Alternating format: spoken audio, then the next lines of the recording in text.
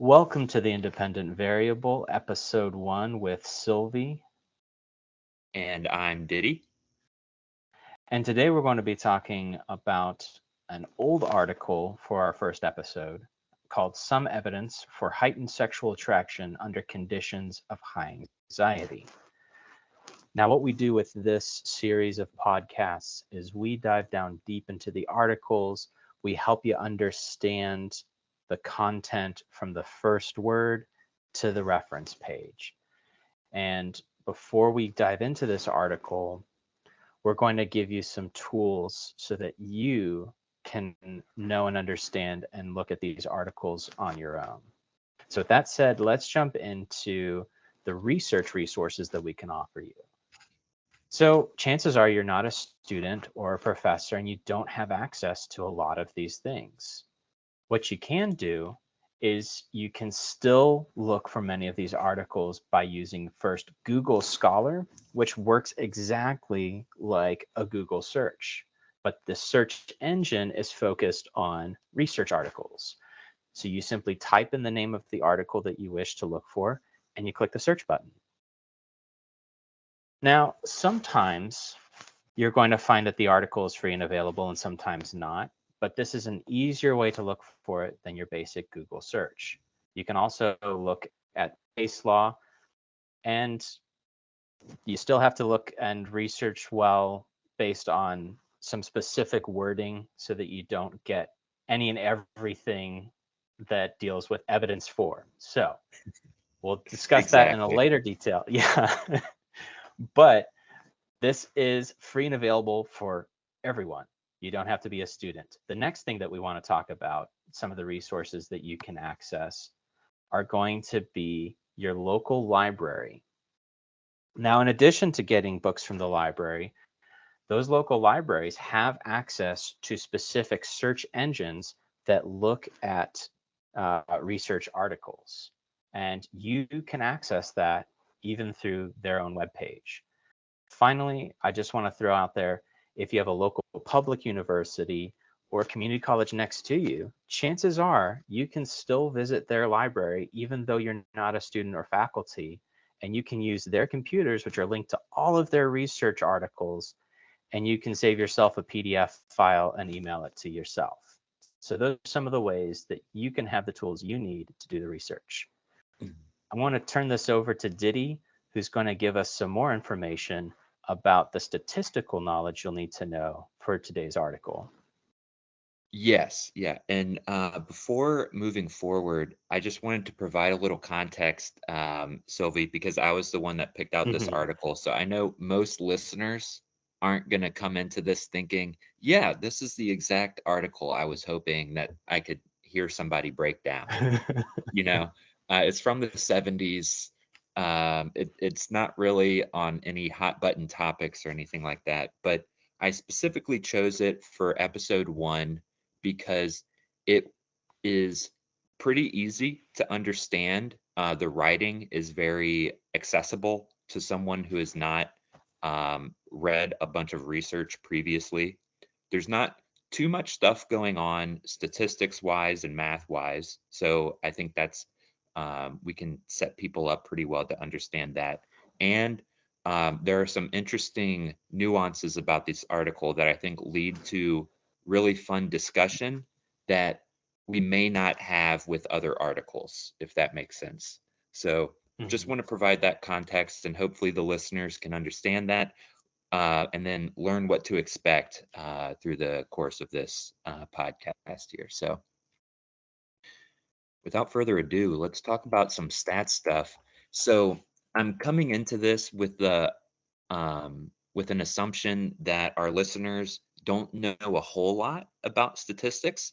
So, if you're watching this as opposed to listening, you're going to look at some of these things and your eyes are going to glaze over like, what are we about to get into?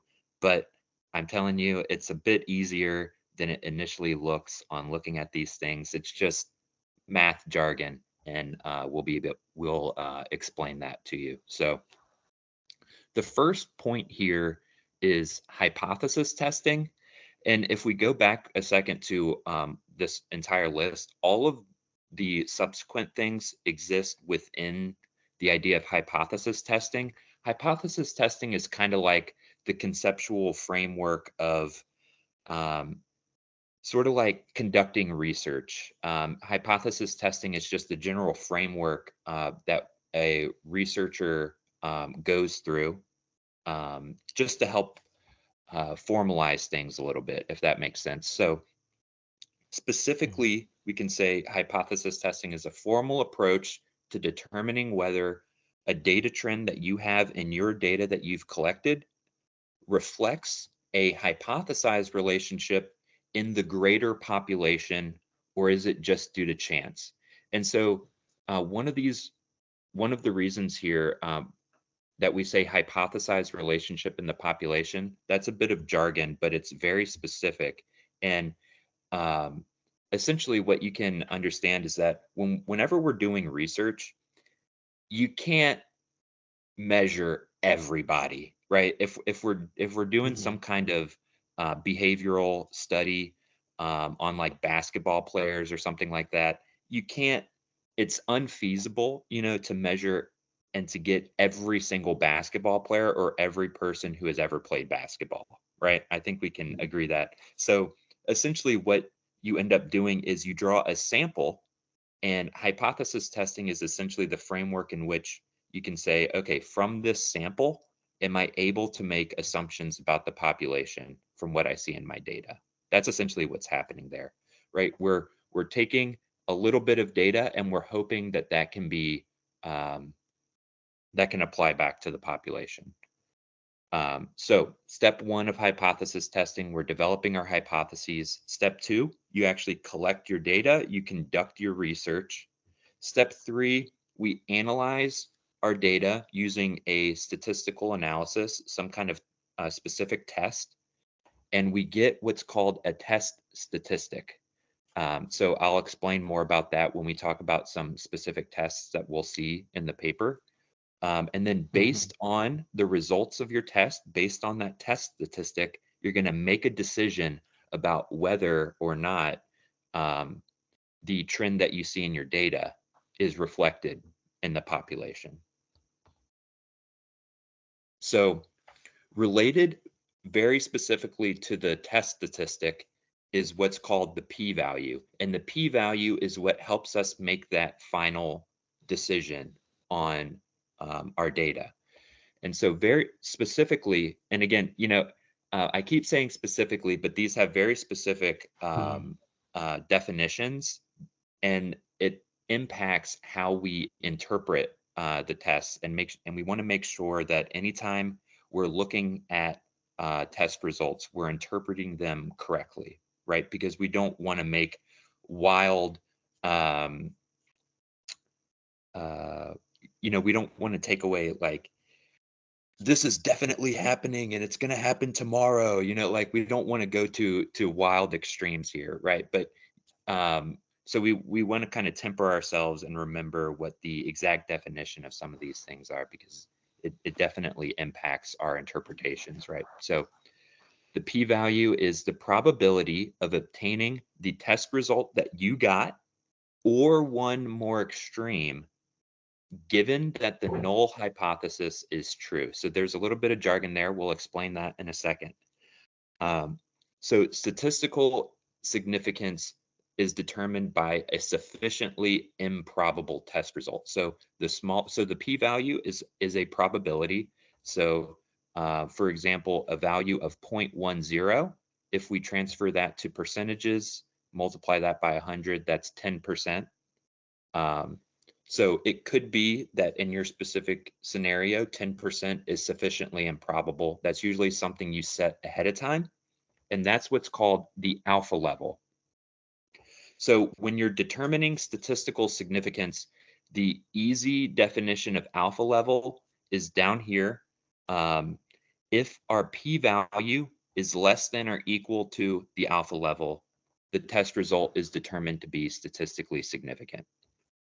So what is actually the alpha level? You set that prior to conducting any of your statistical analyses, and it's the probability of rejecting your null hypothesis when it's true.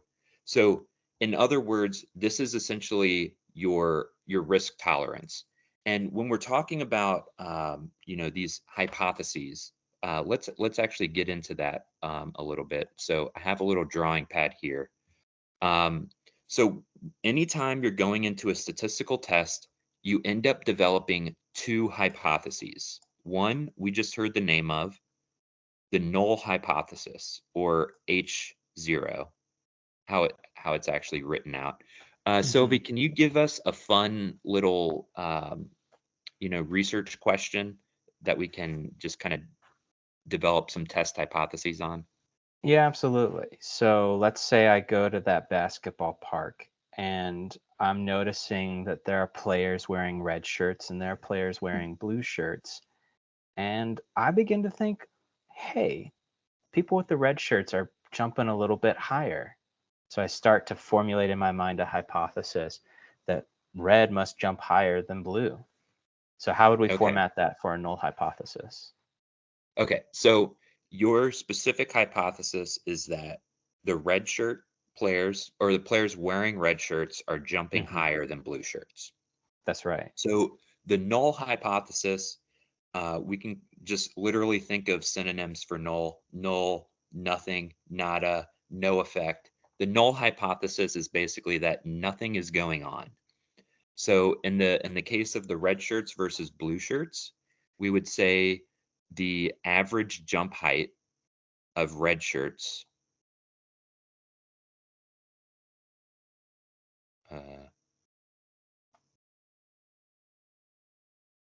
red shirt jump height, and let's see if I can write jump real quick. Yeah, red shirt There you jump go. height is going to be equal to blue shirt jump height. Our alternative hypothesis is where we say that there's an effect happening. So that would be red shirt jump height. And in this scenario, we're saying that it's greater than blue. Red would be greater than blue. And this is a scenario where um, this could be less than, or it could be formulated as not equal to. It depends on what Mhm. your specific hypothesis is, but you can make this hypothesis very specific to your scenario. In our case, it is red is greater than blue. So Mhm. when we're talking about the null hypothesis, that's essentially what we're talking about here. So null hypothesis, nothing's going on. Alternative hypothesis is red greater than blue in this scenario. Or in a more broad framework, it would just be there is an effect happening in the alternative hypothesis. Null hypothesis, there is no effect. So if we go back here to the alpha level, whenever we conduct, well, actually, yeah, so whenever we conduct a statistical test, we don't ever say that we accept the alternative or that the Mhm. alternative is true. The language we specifically use is we reject the null hypothesis or we fail to reject the null hypothesis. Those are the two scenarios, and they're both framed in terms of the null hypothesis. So reject the null hypothesis would mean that we have sufficient data that suggests the that supports the alternative hypothesis enough so that we reject the null hypothesis, right? But remember, we're not accepting the alternative. We're just suggesting that we have evidence that the alternative is true. And we Right. want to, and throughout the research that you do, you might even conduct multiple studies in the future that just continue to solidify that the alternative, you keep, if you keep rejecting the null enough times, it's kind of like in science, right? With the theory of gravity, it's like at a certain point that no longer becomes a theory and it kind of becomes a fact, right? We all kind of accept that gravity is true. You can experience yourself. You jump and then you come back down to earth, right? Mhm. Um, Eventually, you have enough evidence where the alternative um, kind of becomes more solidified. But again, we're never saying for certain that the alternative is true. We're just rejecting the null. And then if we fail to reject the null, that's where we don't have evidence that supports the alternative.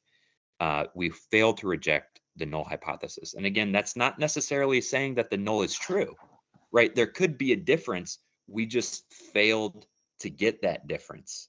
Do you see the distinction there? So, Yeah. And also so when that's we're talking, important. go Sorry, I ahead. was going to Sorry. say that's important when you read kind of the popular dissemination of research.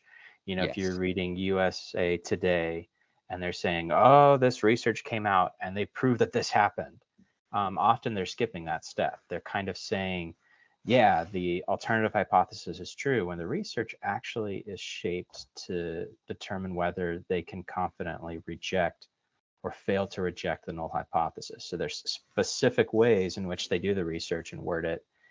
And then Hmm. there are non-specific ways that it's often repeated. And that's always important to look out for. Yeah, exactly. So, yeah, obviously the news, they're trying to get clicks, they're trying to get people to watch. So they're going to make, they're going to take those findings from research and they're going to, expand them a little more than they probably should. Hmm. But again, I want to level up our listeners and hope they understand that, one data point, one significant finding, um, isn't always the biggest finding. And one thing that I also want to, so this is a little bit of a soapbox moment. Statistical significance is not the end all be all. We'll get into that a little bit when we talk about the study or the paper that we're going to look at. But there's also practical significance, and I'll go ahead and let the listeners know this. When it comes to statistical significance, there's an effect where basically the larger number of people you include in your study, the more likely it is that you're going to find an effect. And it's something that they call power. It's the statistical power that's present in your study, and it's directly related to the number of people that you have. So if you have 1,000 people in your study versus another one that has 100, you're going to be much more likely to find an effect. Even if it's a very small effect, it might come through as statistical significance, but practically, it's not much different. It's kind of like saying the difference in one study of finding that we were able to increase students' math scores from an 80 to a 90. It's like, wow, from a B to an A, that's pretty cool. Or another study that also found statistical significance, but it was from, they had like 10,000 people and the average went from an 87 to an 89. That's still a Mm. B plus. It's still a B plus in both in that case, right? 87 to 89, but that's only a 2-point difference. But because you have enough people, that 2-point difference was found to be significant. Mm. Whereas, it's like, is that actually? Mm. So Yeah. anyway, getting back to the task at hand, alpha level. So the probability of rejecting the null hypothesis when the null hypothesis is actually true. Um, so remember, rejecting the null means we have evidence that suggests the alternative um, is should be supported when the null is actually true. So the null would be true when there's no effect. So another way of saying this is the amount of time that you'll have a false alarm. Mm. So alarm bells are ringing. Oh, we should go with the alternative, but it's actually not the case. The null is true. Nothing's happening. Um, so um, I'll go ahead and say this, at least for behavioral science, so psych-related studies, the null hypothesis is almost, or the alpha level is almost always 0.05. Mm. So if the p-value is equal to or less than 0.05, statistical significance would be concluded there. Mm. I don't know why it's 0.05. Another way of saying that is 95% confidence level in Mm-hmm. your result. So 95% confidence is pretty good, right? If we're 95% confident Mm-hmm. it's not going to rain, I'm not going to bring my umbrella, you know? Mm-hmm. So there is something to be said. So our first test that we're going to see is the t-test. So when we actually are talking about the t-test, this is where we start analyzing our data. Um, and the t-test is used in a specific scenario where we're trying to compare two means uh, or averages. So the t-test, going back to our hypothesis, is what we would use here, Sylvie. So in the scenario that you gave us, we're looking at average jump height of red shirt people versus average jump height of blue shirted people. So, uh, Mm-hmm. we're going to collect some data. We're going to take an average and we're going to see how much those averages differ. So that can be used, that can be analyzed by our t-test. Um, so our independent variable, for those that aren't familiar, your independent variable is your predictor variable or your grouping variable. This is basically for us in our specific scenario, red shirts versus blue shirt, right? Shirt color would be our independent variable. But for the t-test, the max number of groups you can ever compare is 2. So if our categorical variable is more than 2, right? If we have other shirt colors like green shirt, purple shirt, etc., we would need to use a different test. So t-test is specifically 2 groups. Our outcome variable is, or our dependent variable is continuous. So jump height is continuous data. Math results are continuous data. Basically, any kind of data where any particular value is possible. Shirt color is not continuous data, right? That's Mm-hmm. categorical. So that would be the distinction there. So there are different types of t-tests you can run. You could actually run a one sample t-test if you wanted to. So what would that scenario be? That might be if you have a group of high school students at one high school and you want to see if their IQ or SAT score differs from the greater population. And Mm-hmm. IQ is something most people will be familiar with. The average is 100. It's specifically designed in such a way that the population average is 100, and then we can compare groups to that. So that would be an example of when you might use a one sample t-test. Two sample t-test or independent sample t-test is where you compare uh, two independent groups on the same measure. So independent, right? Again, red shirt and blue shirt, and there's no overlap between those two groups, right? We don't have some people taking off their red shirt, putting on a blue shirt. No, we just have some people in red shirts, they jump, we take the average. Some people different in blue shirts, they jump, we take the average. Mm-hmm. Another example of two sample would be control versus experimental. So we see that a lot in medical research. You have a control group, a placebo group, and then you have the other group that actually receives the drug. Mm-hmm. That would be an example of that. And then lastly, we have a paired sample t-test or dependent sample t-test. So this is a situation where you might compare groups at time 1 and time 2. So we take the red shirt people and we measure their jump height on a Monday. And then the next day on Tuesday, we take their jump height again and we see if it changes over time, right? That might be a research question there. But I just wanted the reader to be familiar with some examples, some common examples of when you might use a t-test, um, because these might come up in the future. And Mm-hmm. yeah, but so the outcome of the t-test, so again, remember, tied to every test is the test statistic. So the outcome of the t-test is a t-value. And then that t-value is directly connected to a p-value. And again, the p-value is the probability of obtaining a test result or one more extreme, given that the null hypothesis is true. So the t-value is directly tied to a probability.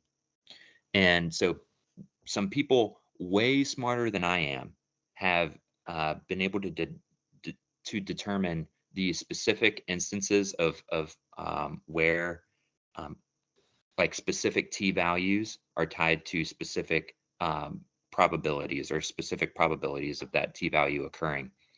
And so you get these distributions where you actually have under different scenarios, what is the probability of getting a specific t value here on the x-axis? So at the middle, that would be no.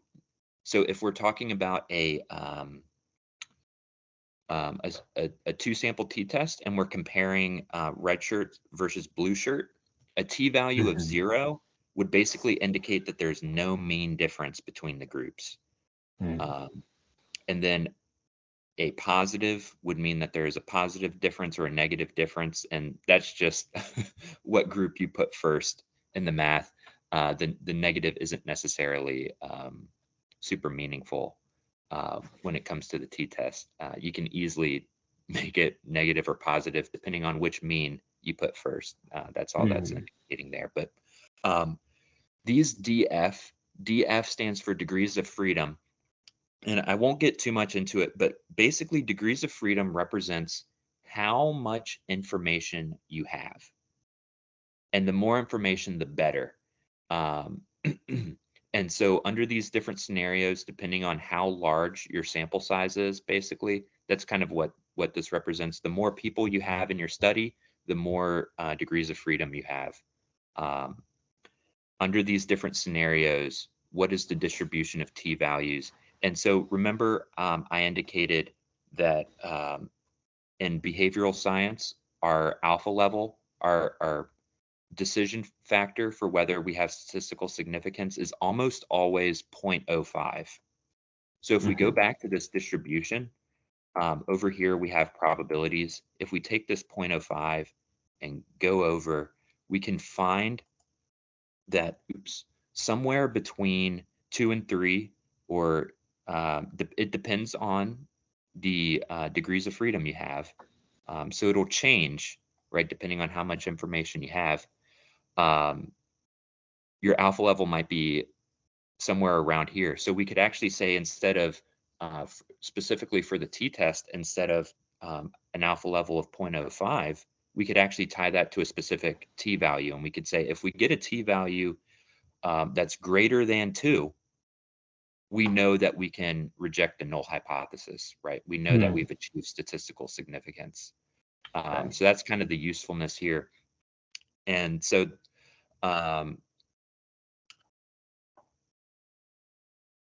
yeah, so again, just as a recap here, the t-test, we're comparing two means. We're comparing two groups together on an average score on a continuous variable. And so just again, that the actual t value that you get from the t-test is tied to a specific probability, the p value, and the p value again is kind of the probability of getting a 2 or 1 greater, right? So if the 2 is the result you got on your test, it's the probability of getting a 2 or a value that's greater under the scenario where the null hypothesis is true. And so if it's if you're significant enough, you can make that decision that, yep, we're pretty confident here that red shirts can jump higher than blue shirts. Oh, and that's actually another scenario that I should share. So when we have our alternative hypothesis, like I said, you can kind of formulate that as greater than, less than, or not equal to. So again, if we have an alpha level of 0.05, we can specifically look for that difference. And so, like I said, we can manipulate the t value to be positive or negative, depending on which group we put first. So since we're kind of saying red shirts would jump higher, we would want to do red shirts minus blue shirt. And if it's positive, we know red shirt is greater. If it's negative, we know blue shirt is greater. Right? So we could look for that 0.05. So if we go back to our distribution, we could look for that 0.05 to be on the negative side or on the positive side. Right? We could form, and that's specifically tied to our hypothesis. Or what if there's a scenario where we're just saying, we think there's some difference. We're not sure if it's positive or negative. You could actually split this 0.05 in half, 0.025, and you could look for differences on either side of the distribution. So it would be reflective of a greater t-value, right? But you could split the, so like let's say 2 is reflected at 0.05. We could then go greater to 0.025, which let's just say for argument is 2.5. We could look for anything greater or less than 2.5. So anything greater than positive 2.5, anything less than negative 2.5. We could do that if we wanted to. So, and like the and farther away that only works that way because the t-test is a specific test where the distribution is centered around 0. So it's symmetrical on both sides. So we can evenly split that, and we can literally just divide in half the 0.025. That's not always the case, but it is in this specific circumstance. What was that you were going to say, Silvie? Yeah, I was going to say the closer your t-value is to 0. So if you see in the research t equals 0 or something close to 0, that actually means that the two groups are pretty similar. There's no really distinctive difference. Yes. So I don't have the formula with me, but in this case, again, essentially what you're doing is you're subtracting the mean of red shirts and the mean of blue shirts, and then you have a divisor that's based on the spread of the data. So, but we don't have to get into that today. But the if your numerator is 0, right? So if the mean of red shirts is 1 foot jump height and the mean of blue shirts is 1 foot jump height, it doesn't matter what you're dividing by, right? That's going to be 0. So if the t value is 0, there is no difference at the mean level of these two groups, right? And so if the if the average redshirt jump height was 3 feet, so they're getting at NBA level at that point. So that would be 3 minus 2. So let's just say that the difference is 2 and we get a t-value of 2. Right, that would be associated with a p-value that's getting pretty close to 0.05, depending on your degrees of freedom here. But yeah, so I don't want to get too in the weeds there, but moving on to chi-square. So chi-square is, again, when we're looking at these tests, the distinguishing factor is the scenario that you use them in. So the t-test, you have a categorical grouping variable. So again, like shirt color, and then you have a continuous outcome. But what about a situation where you have a categorical grouping variable and also a categorical dependent variable? So for example, red shirt and blue shirt, we're looking at jump height. What if our outcome is actually, so red shirt, blue shirt, yes, they can dunk, or no, they can't dunk, right, on the basketball court. So that would be a situation where our outcome variable is also categorical, right? So it's either yes, they can, or no, they can't. So in that situation, we would use a chi-square. Specifically, it's called the chi-square test of independence. And essentially what we're looking at is we're investigating the differences in the categorical variables to determine whether they are related, right? They're dependent, or they're unrelated, they're independent.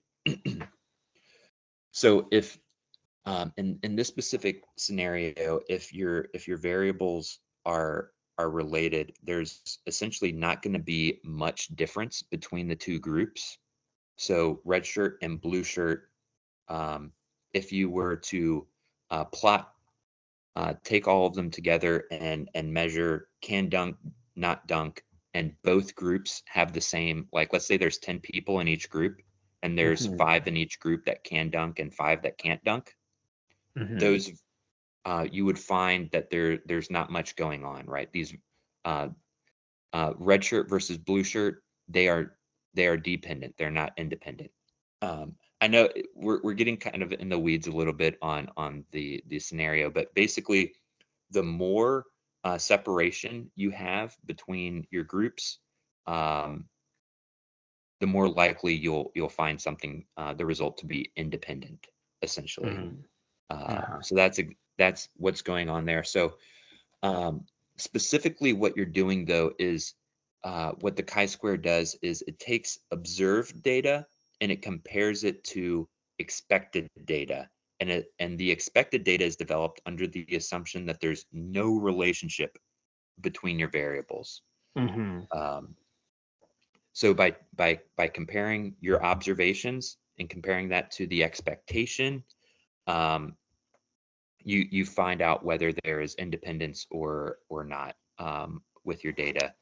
And again, I don't want to get too in the weeds with Mm-hmm. how you do it, but basically they look at, well, actually we can potentially do this a little bit. So let's see if we can make all of this stuff a little bit smaller. Mm-hmm. And yeah, okay. So we have a little bit more room here. So what do I mean by observed and expected? So let's take this again. We have kind of like a four scenario here. So we have red shirt, blue shirt, dunk, no dunk. Right. And again, let's say that we have, well, actually, let's say that we have 20 in each group. So red shirt can dunk, we have 15 people. Blue shirt can dunk, we have 12 people. And then no dunk 5, no dunk 8. Hmm. Basically, what they do is um, this is our observed data, and so it takes the if we sum all of these rows and columns, so that would be 27, 13, 20, and 20. It would basically, the chi-square kind of automatically takes these numbers and says, okay, under a scenario where all of these, there's nothing happening, what is our expectation for what this value, for what this cell value would be, right? Where we have our 15, what would be our expected 15 utilizing this 20 and this 27? What would be our Mm-hmm. expected value in this scenario be, seeing this 12 or this 20 and this 27? And again, 20 and 13, 20 and 30, right? So it would kind of redistribute these people under the scenario that no effect is happening. Um, and then you compare this observed data to those expected data, and the more extreme, right, the more likely it is that those variables are independent. I know that the chi-square is a little bit more abstract because you have two Mm-hmm. categorical variables, but again, similarly to the t-test, the more people you have, the more information you have, and it kind of affects how our values are distributed. So the chi-square Mm-hmm. looks a little wild. And the reason it looks like this is because it's bound by 0. You actually can't have a negative chi-square value because of how the math works out. I think they square the value somewhere in there. So Ah. literally negatives are impossible. Um, so in this case, you would just be kind of testing the all the values on the positive end, right? So where with the t-value, because it's symmetrical, you could test positive or negative. Chi-square is literally just looking at, is there a difference? And you know, that's just pulling it all to the positive end. So Right. So that's the chi-square.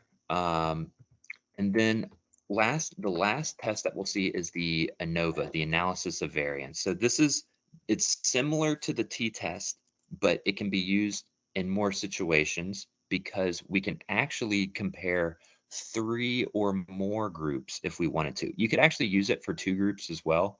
But so actually, I guess I should have adjusted that and said 2, but we can use it in comparison to the t-test with 3 or more groups.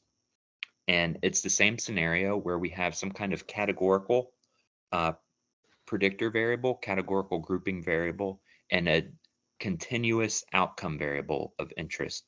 So again, this might be a scenario where instead of just red versus blue shirt, we're actually interested in red versus blue versus green. Right. So in that scenario, our alternative hypothesis is a little more complicated.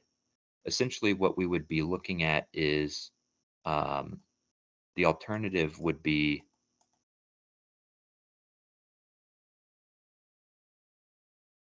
red equals blue, or yeah, red not equal blue, not equal green. Or wait, actually. So actually, I think I just said that wrong. So our do I have an eraser? Ah, darn it. So the alternative here isn't that red doesn't equal blue and that blue doesn't also equal green. We're just saying that the means between the 3 are not equal, right? It's not that one. Okay. You unfortunately with the ANOVA, you can't actually specify. Well, we might say that one of them is greater, but the actual outcome of the ANOVA does not tell us which group is greater. There are actually follow-up tests that you have to do to show that, but the outcome of just the basic ANOVA will just tell you the means between these 3 groups aren't equal. And then the null would be that they are all equal. So red equals blue equals green. That would be our null hypothesis. So it might be actually better to write out the alternative here in this scenario, just that the means are not equal. So I might have actually done that correctly, but yeah, it could just be that a significant ANOVA could show that red is different than blue, or that blue is different than green, or that red is different than green, right? But all you get is one significant value, and then you have to do a little bit more digging to determine where is that significance being found, if that makes sense. Yeah. So just like the t-test too, you can apply the ANOVA in different scenarios. So a one-way ANOVA is where you're just looking at one grouping variable. So color of shirt, for example. So red, blue, green, and you're comparing the difference of multiple average values. So again, in this scenario, it would all be on jump height. So red jump height versus blue jump height versus green's jump height. That's called a one-way ANOVA because we have one grouping variable. But what if we have 2 grouping variables, right? We have red shirt versus blue shirt, and then we have hat versus no hat, right? So we have 2 grouping variables, color of shirt and presence of hat on head.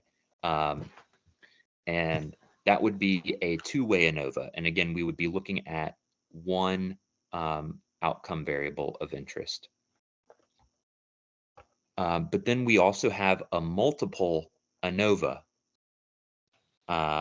or a MANOVA for short. And this is a scenario where you actually have multiple dependent variables, multiple outcomes. So what if we're interested not only in jump height, but also points scored during a basketball game, right? We're interested in both of those for red shirt versus blue shirt versus green shirt.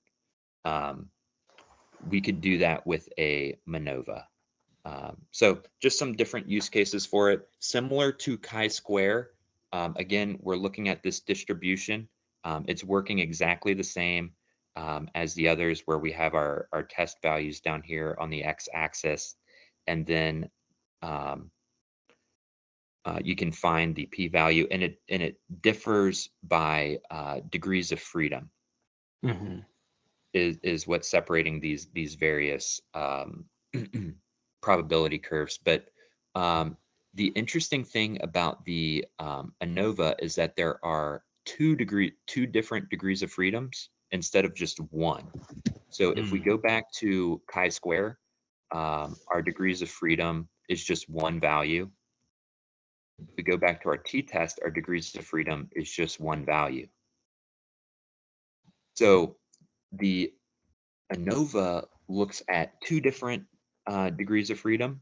So specifically, it looks at, so let's say we're back in the scenario where we have red, blue, and green. We're just looking at a one-way ANOVA, and in each group we have 20 people.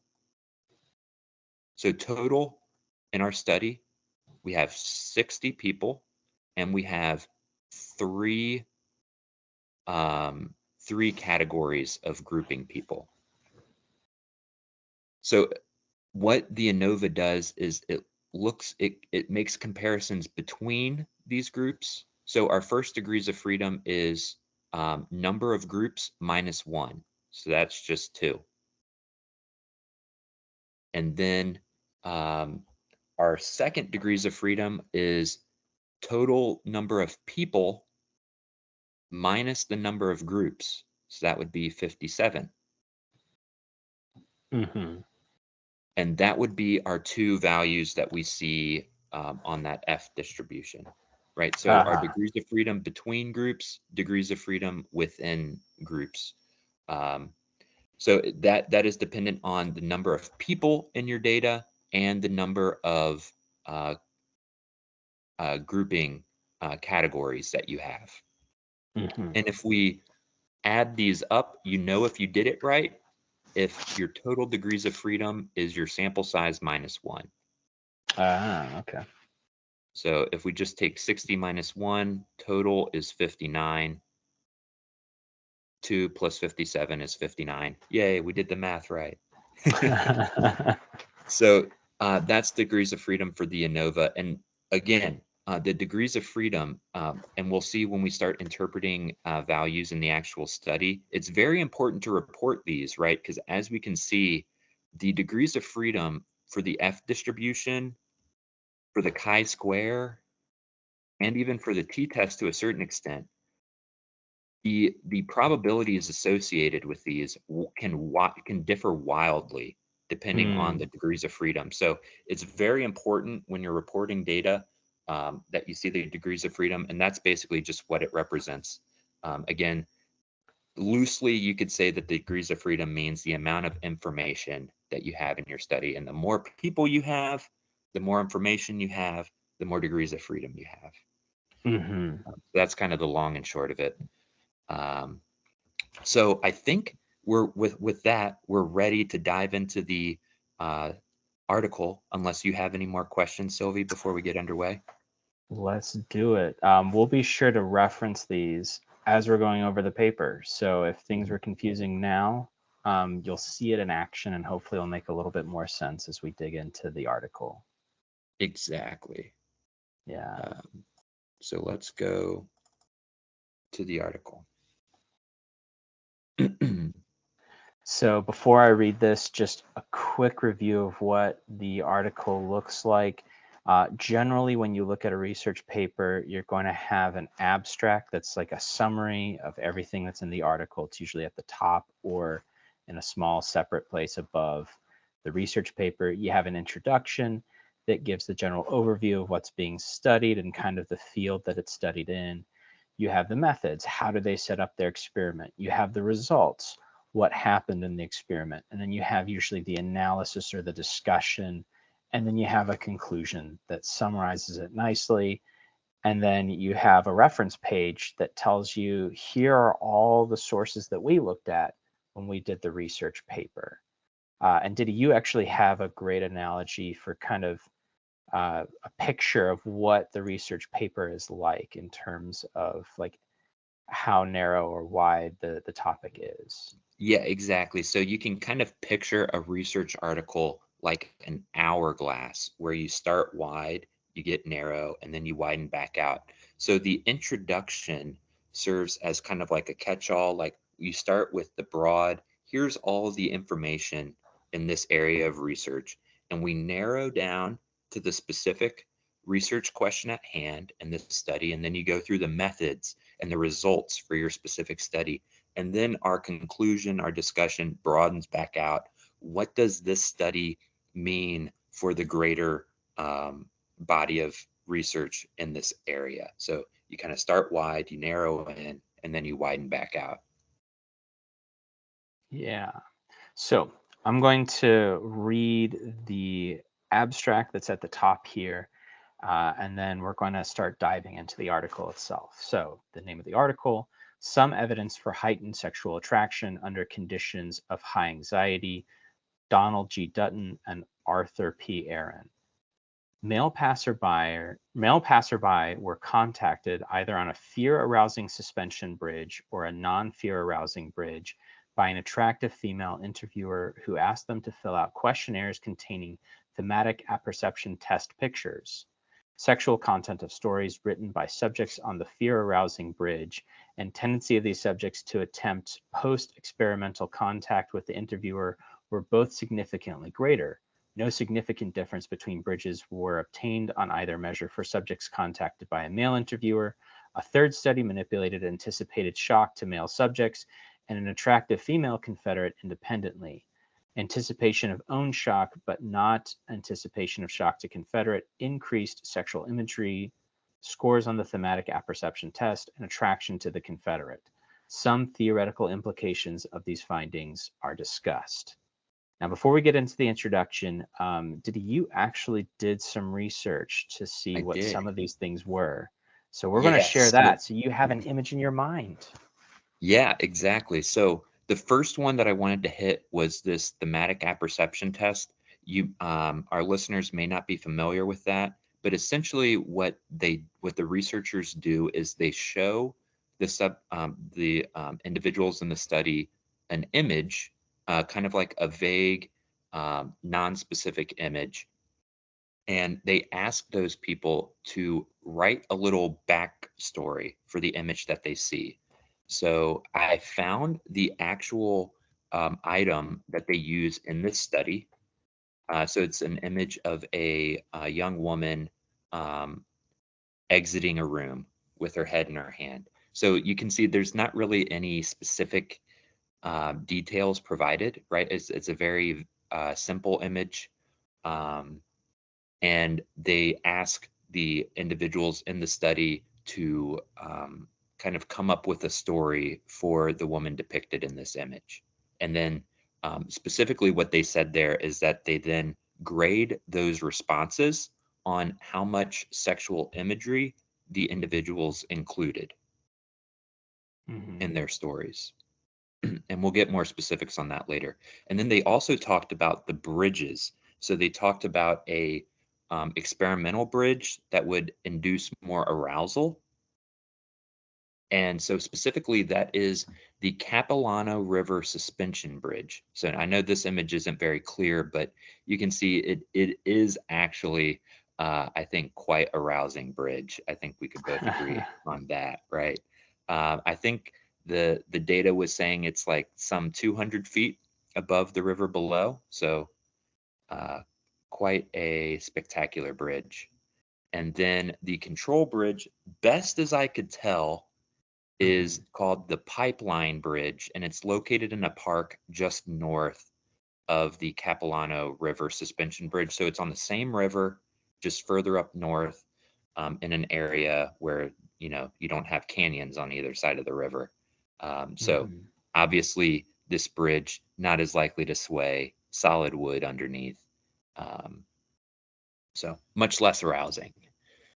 So just for the reader, or I guess in this case, the viewer, you can have these two images in your head for the actual scenarios that we'll be discussing later in the study. Yeah. Let's get back to it. So now we're going to read the introduction. Once again, big part of the hourglass. There is a substantial body of indirect evidence suggesting that sexual attraction occur with increased frequency during states of strong emotion. For example, heterosexual love has been observed to be associated both with hate, James 1910, Suddy 1935, and with pain, Ellis 1936. A connection between, quote, aggression and sexual attraction is supported by Tinbergen's 1954 observation of intermixed courting and aggression behaviors in various animal species, and a series of experiments conducted by Barkley have indicated the existence of a similar phenomenon in human behavior. In one study, Barkley and Haber, 1965, arranged for students in one class to be angered by having their professor viciously berate them for having done poorly on a recent test. Another class served as a control. Subsequently, both groups were tested for aggressive feelings and for sexual arousal. A manipulation check was successful, and the angered group manifested significantly more sexual arousal than did controls. So P was less than 0.01, as measured by explicit sexual content in stories written in response. Scroll up to thematic apperception test, TAT-like stimuli. Similar results were obtained in two further studies, Barkley 1969, 1970, in which fraternity and sorority members were angered by the experimenter. The 1970 study employed a female experimenter, which demonstrated that the aggression sexual arousal link was not specific to male aggression. The 1969 study provided additional support for the hypothesis by using a physiological measure of sexual arousal, acid phosphate content in urine samples. Barkley has explained his findings in terms of a special aggression sexuality link and has cited as support for his position Freud's 1938 argument that prehistoric man had to physically dominate his potential mates, and also a study by Clark, 1952, in which increased sexual arousal produced by viewing slides of nudes yielded increased aggression in TAT responses. Aaron, 1970, on the other hand, argued that an aggression sexuality link exists, but it is only a special case of a more general relationship between emotional arousal of all kinds and sexual attraction. To demonstrate this point, he designed a study in which, instead of anger, residual emotion from intense role-playing was the independent variable. In this experiment, each of 40 male subjects role-played with the same attractive female confederate in either a highly emotional or a minimally emotional situation. Subjects enacting highly emotional roles included significantly more sexual imagery in stories written in response to TAT-like stimuli, so P was less than 0.01, and indicated significantly more desire to kiss the confederate, P was less than 0.05, than did subjects in the control condition. One possible explanation is suggested by Schocker's theory of emotion. Schocker 1964, Schocker and Singer 1962, he argued that environmental cues are used in certain circumstances to provide emotional labels for unexplained or ambiguous states of arousal. However, it is notable that much of the above cited research indicates that a sexual attraction, strong emotion link may occur even when the emotions are unambiguous. Accordingly, taking into account both the Schocker position and findings from sexual attraction research in general, Aaron 1970 hypothesized that strong emotions are relabeled as sexual attraction whenever an acceptable object is present, and emotion-producing circumstances do not require the full attention of the individual. The present series of experiments is designed to test the notion that an attractive female is seen as more attractive by males who encounter her while they experience a strong emotion, fear, than by males not experiencing a strong emotion. Experiment 1 is an attempt to verify this proposed emotion sexual attraction link in a natural setting. Experiments 2 and 3 are field and laboratory studies which attempt to clarify the results of experiment 1. Okay, so before we get to that, I think there were 3 things to discuss here.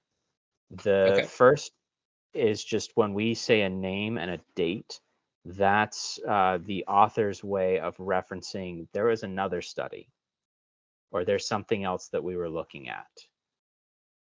And so, yeah, Yeah, go and ahead, that's Didy. specifically here in the reference section. Anytime that there's that citation in the text of a name and a date, it's going to be in relation to one of these studies that's present here at the end of the paper. Mm-hmm. So that's just a quick reference for you to look at, and they're going to show who they looked at while they were putting together this research.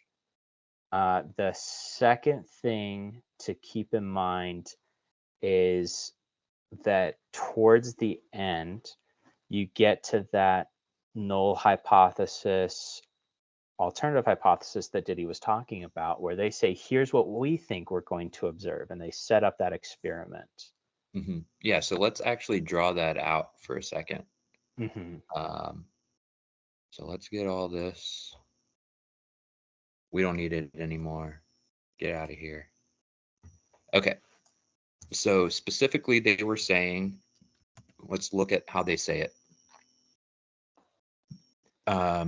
Designed to test the notion that an attractive female is seen as more attractive by males who encounter her while they experience strong emotion than by males not experiencing a strong emotion. So our null hypothesis, remember, nada, nothing going on, no effect, is that strong emotion Mm-hmm.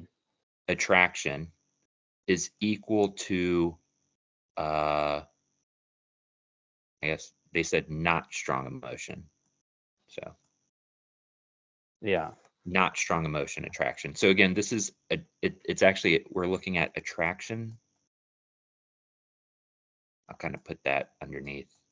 But the strong emotion group is equal to the not strong emotion group. That would be the null hypothesis. The alternative hypothesis, as they formulate it, they are suggesting that more attractive. So they are saying strong emotion attraction to the female is greater than not strong emotion. That's right.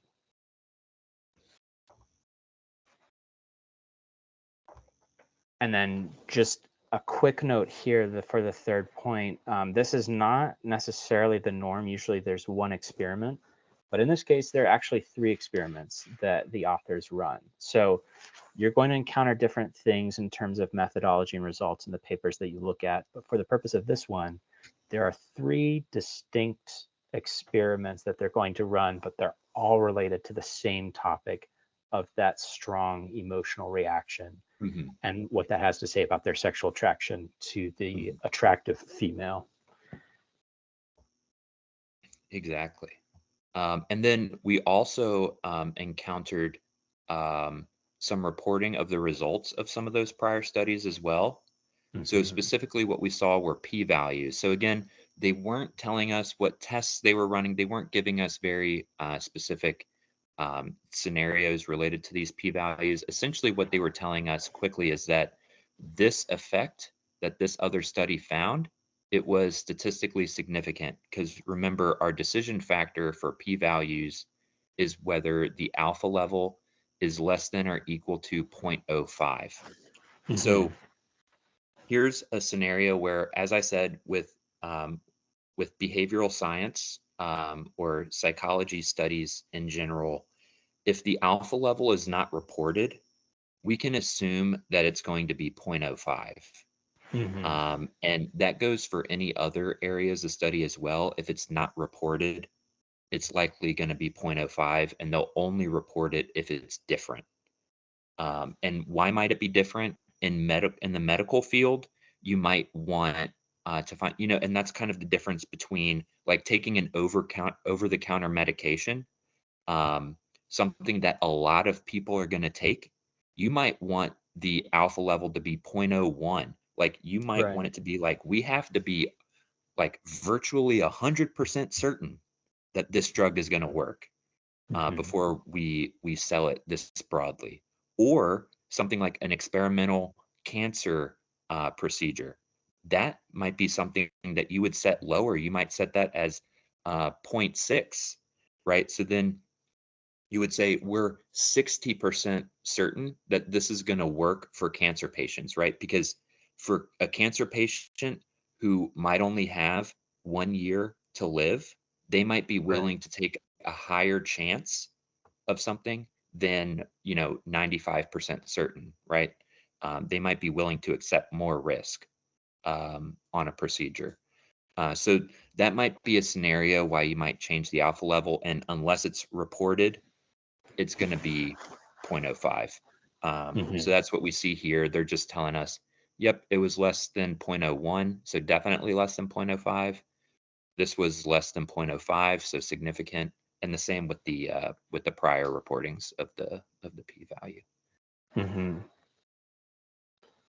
All right, so now what we're going to do is I'm going to read experiment 1 in its entirety. What they do is they give you the methodology, they give you the results, and they give you a little bit of discussion before they move on to the next one. So I'm going to read all of experiment 1, and then we'll discuss that. So experiment 1, method. Subjects. Subjects were males visiting either of 2 bridge sites who fit the following criteria. A, between 18 and 35 years old, and B, unaccompanied by a female companion. Only one member of any group of potential subjects was contacted. A total of 85 subjects were contacted by either a male or female interviewer. Site. The experiment was conducted on 2 bridges over the Capilano River in North Vancouver, British Columbia, Canada. The quote experimental bridge was the Capilano Canyon Suspension Bridge, which we showed you before. A 5-foot wide, 450-foot long bridge constructed of wooden boards attached to wire cables that ran from one side to the other of the Capilano Canyon. The bridge has many arousal-inducing features, such as A, a tendency to tilt, sway, and wobble, creating the impression that one is about to fall over the side. B, very low handrails of wire cable, which contribute to the impression. And C, a 230-foot drop to rocks and shallow rapids below the bridge.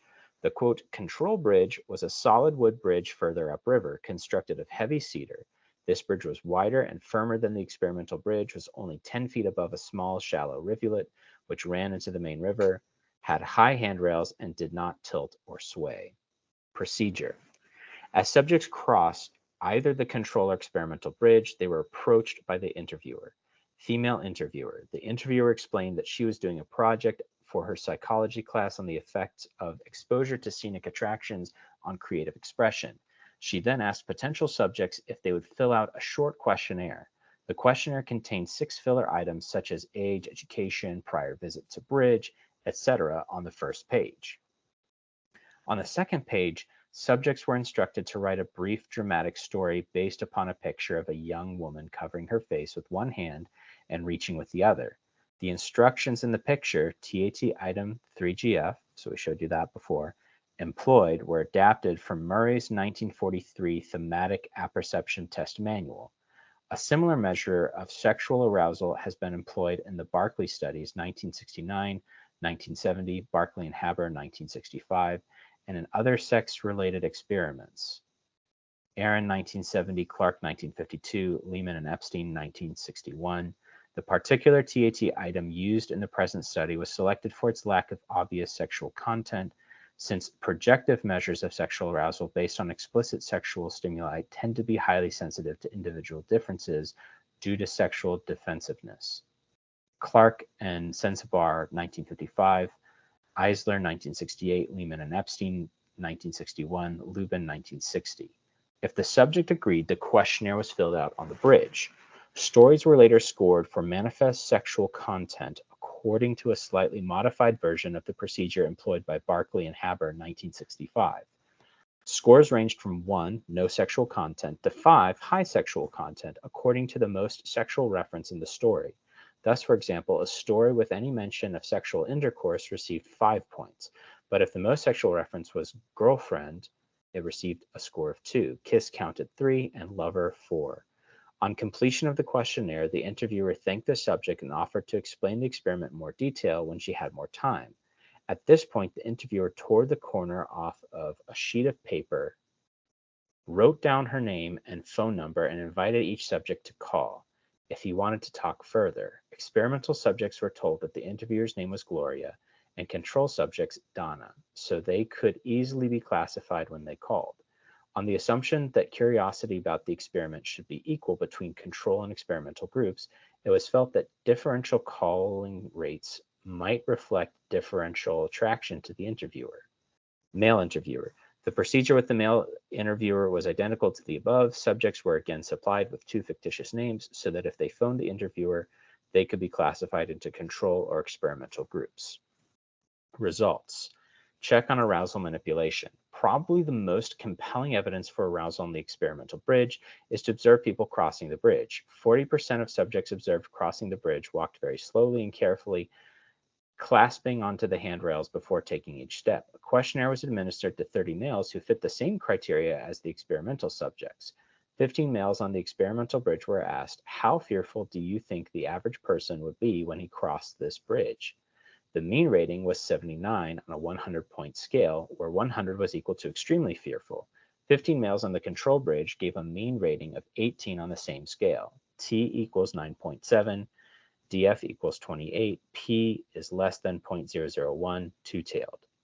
In response to the question, how fearful were you while crossing the bridge, experimental bridge males gave a rating of 65 and control bridge males a rating of 3. 10 equals 10.6, P is less than 0.001, DF equals 28, two-tailed.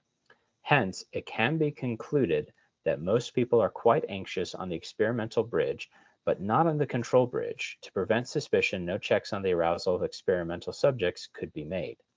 Thematic apperception test responses.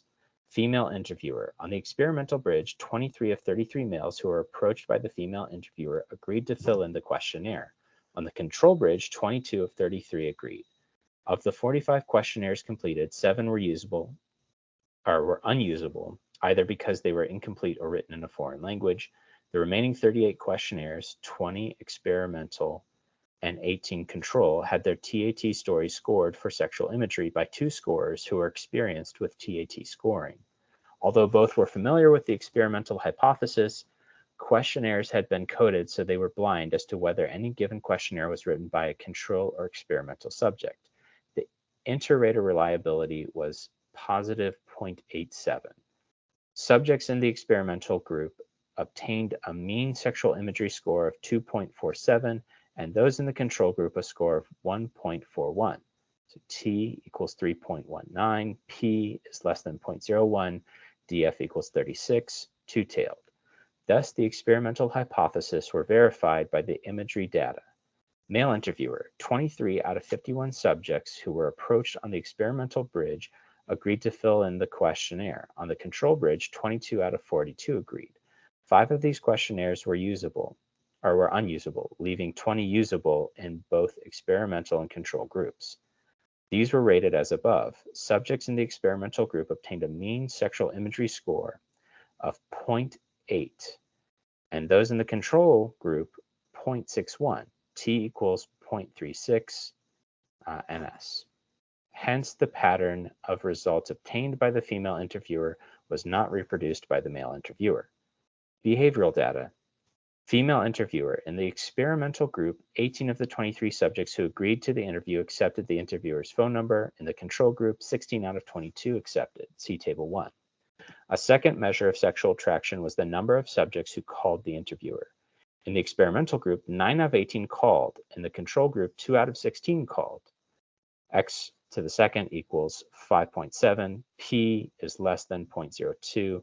Taken in conjunction with the sexual imagery data, this finding suggests that subjects in the experimental group were more attracted to the interviewer. Male interviewer. In the experimental group, 7 out of 23 accepted the interviewer's phone number. In the control group, 6 out of 22 accepted. In the experimental group, 2 subjects called. In the control group, 1 subject called. Again, the pattern of results obtained by the female interviewer was not replicated by the male.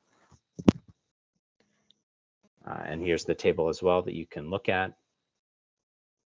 Although the results of this experiment provide prima facie support for an emotion-sexual attraction link, the experiment suffers from interpretive problems that often plague field experiments. The main problem with the study is the possibility of different subject populations on the two bridges. First, the well-advertised suspension bridge is a tourist attraction that may have attracted more out-of-town persons than did the nearby provincial park, where the control bridge was located. This difference in subject populations may have affected the results in two ways. The experimental subjects may have been less able to phone the experimenter if they were in town on a short-term tour, and less likely to hold out the possibility of further liaison with her.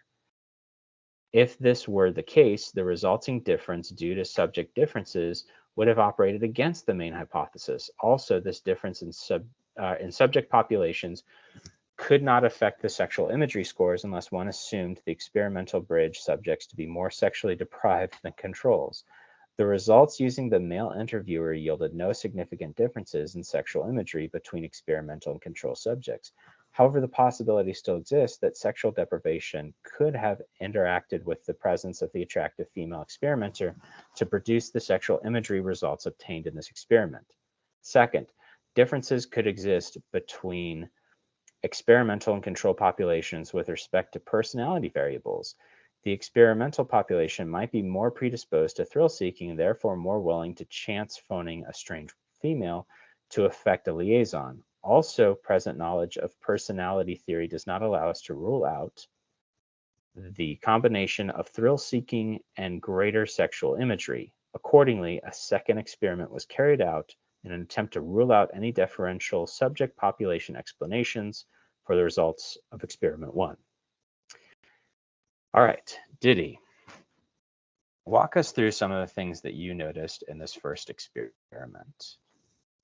Sure, yeah. So just as a quick summary, basically, as they gave us the criteria for inclusion of folks in the study, so they specifically only included people of age 18 to 35 and unaccompanied by a female.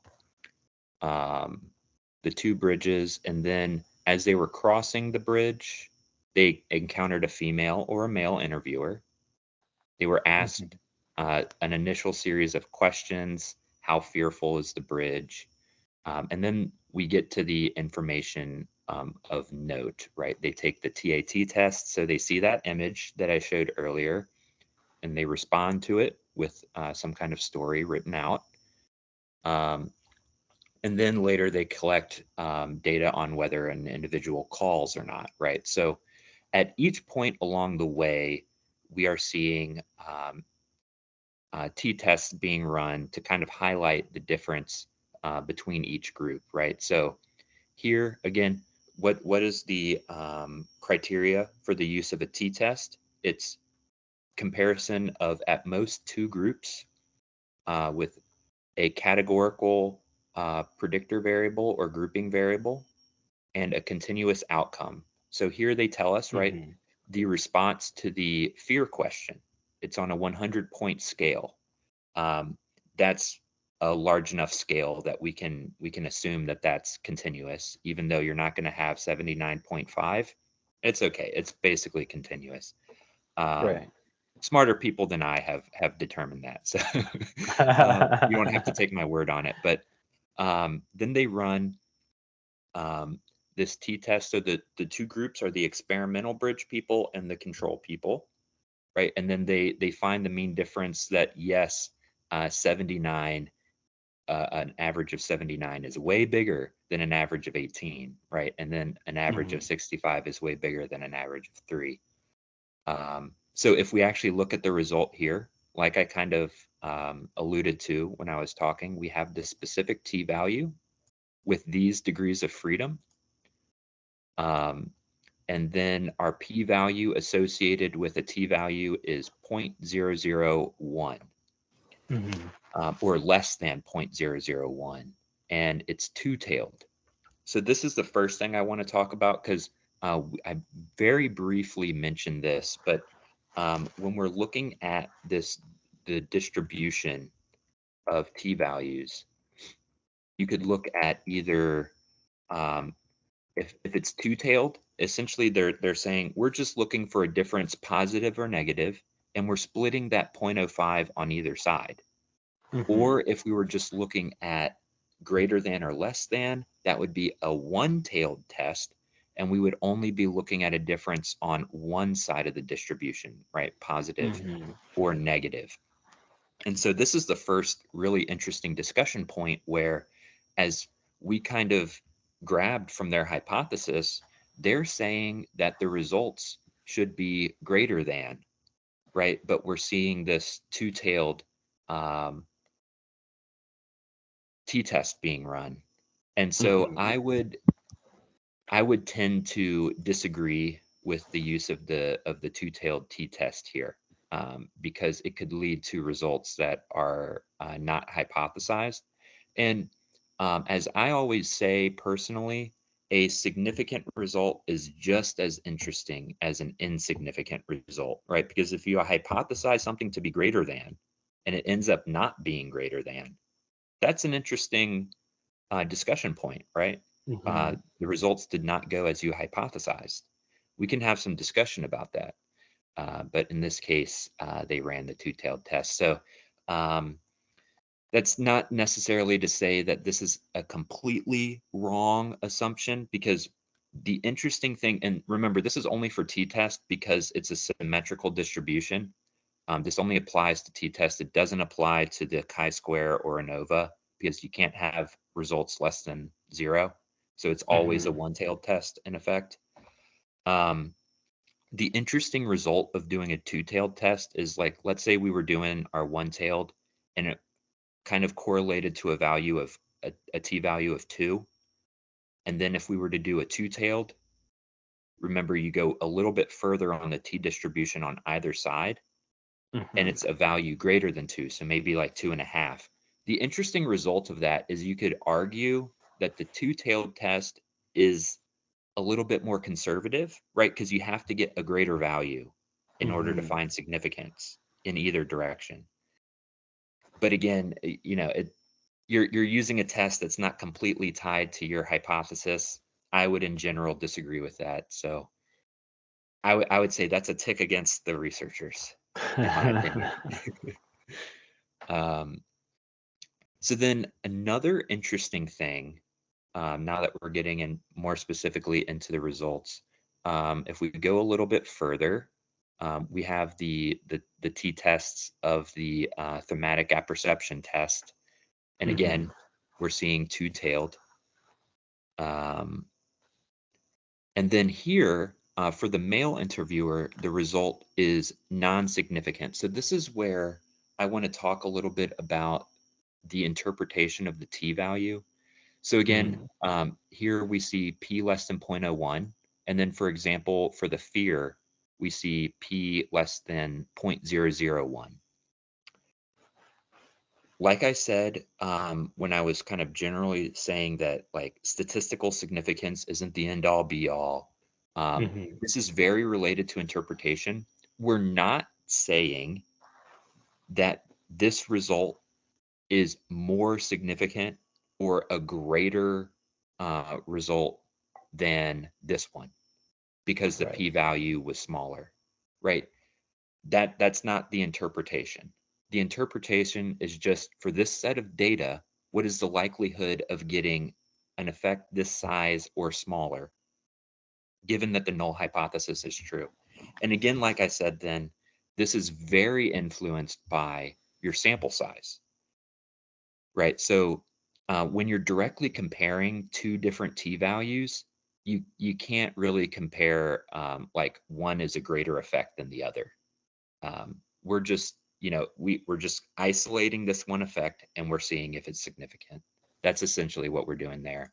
We don't want to make direct comparisons. So I just want to caution people for doing that, specifically with the t-values, right?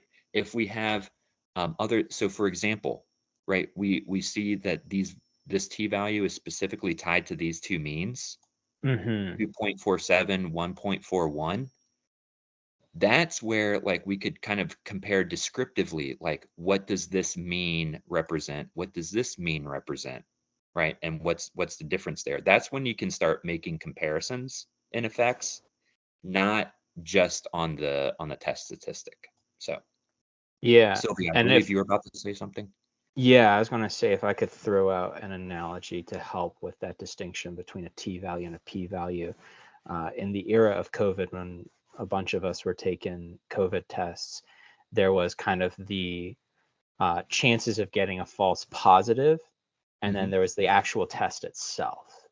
And Yeah. so, like, the chances of getting that false positive doesn't then necessarily show you the significance of the test itself. And so, like, when we're looking at the t value, that's what's telling us, like, okay, 3.19, like on that Bell distribution that we've been showing again and again, how far away is that from zero? How different are the two groups? So, like, Yes. that's once again to your point, Diddy. That's what we want to look at here. Exactly. Yeah. And then on descriptively, there is an interesting thing going on, which I just want to highlight because this is the nuance that I was talking about, where we can have some interesting discussion that we probably Mhm. won't with other papers. So, Sylvie, if we go back to the methods, what Yes. is the theoretical range on the scale of which they rated sexual content for the TAT responses?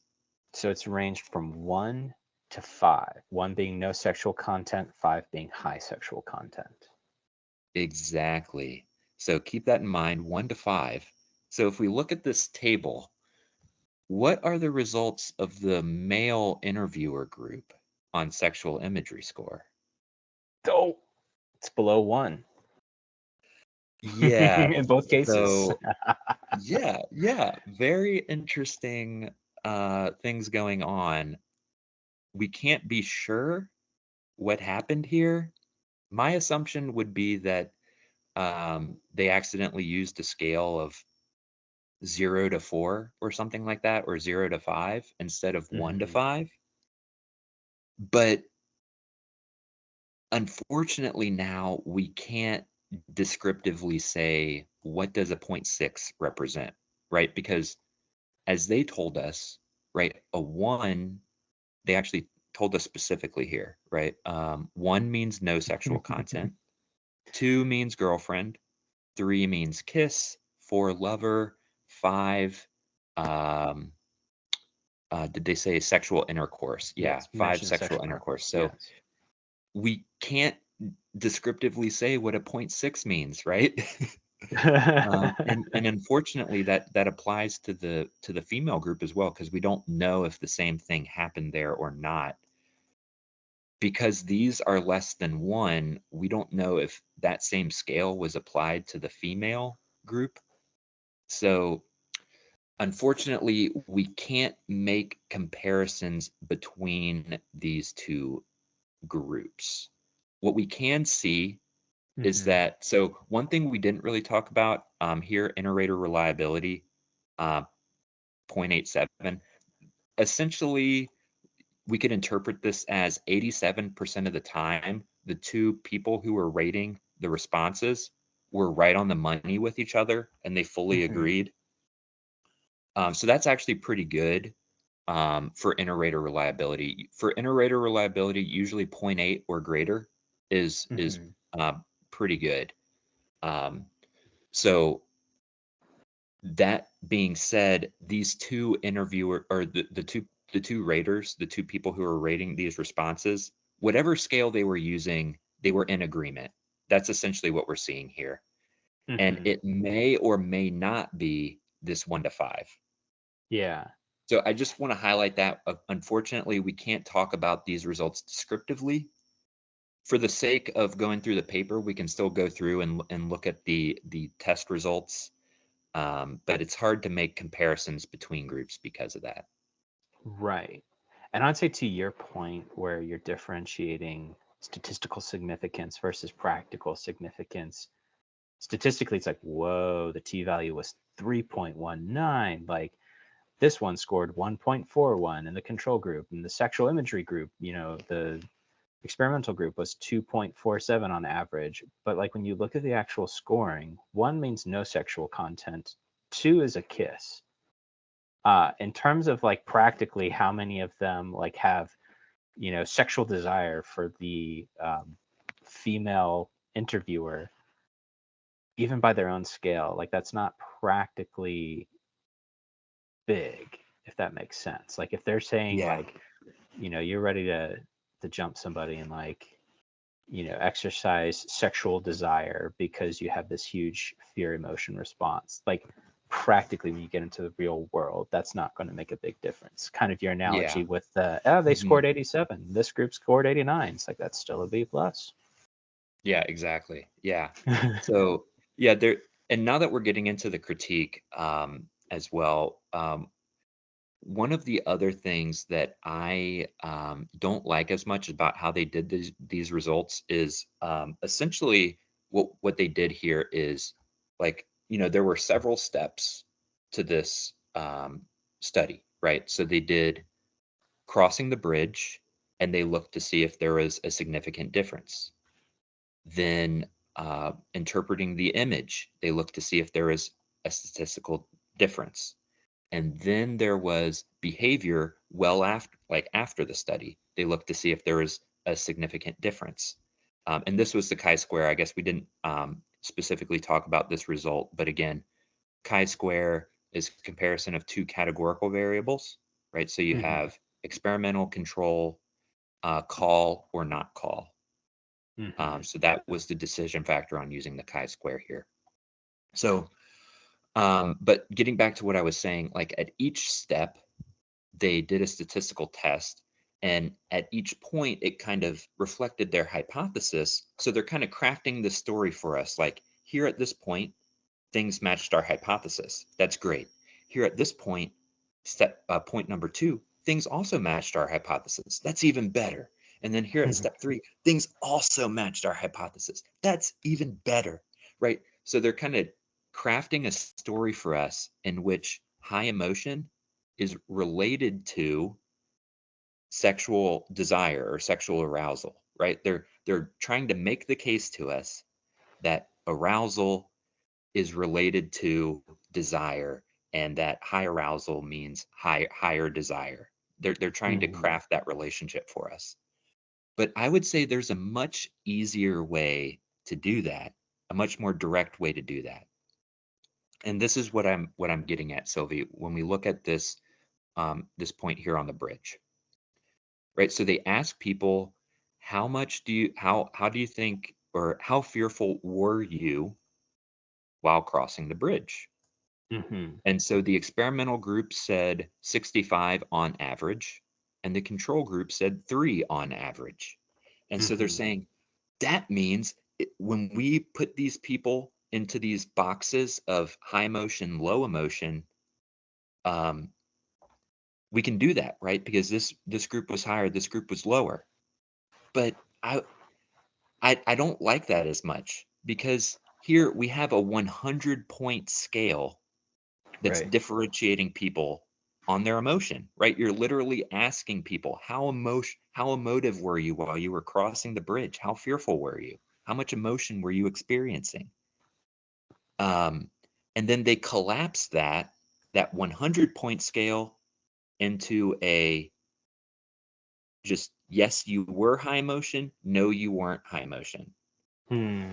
And that's where things get a little concerning to me because look, the 65, that's just the average, right? You had Right. people lower than that. You had people higher than that, right? Is it okay to treat someone who put 50 the same as someone who put 75, right? Were Hmm. those people experiencing the same level of high emotion? You know what I mean? I don't Yeah. know. Yeah, and that's a research question, right? I don't actually know the answer. Sylvie, you probably don't actually know the answer. But No. they're not controlling for that, right? They're just saying, yep, all these people were high emotion.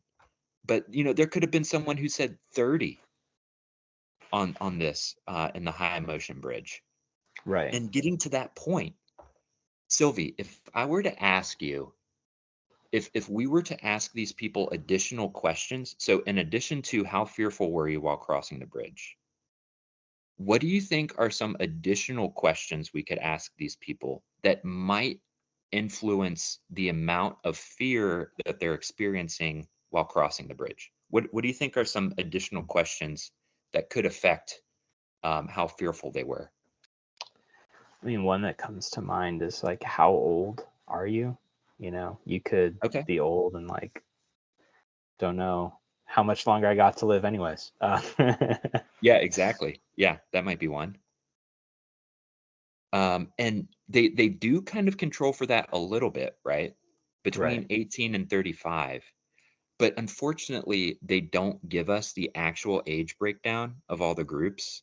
And I right, would be very interested because, like you just said, like, so again, they're looking at if we kind of take this into the abstract, they're looking at guys in a park, or yeah, specifically men in a park, and how attracted they are to a random female that they encounter.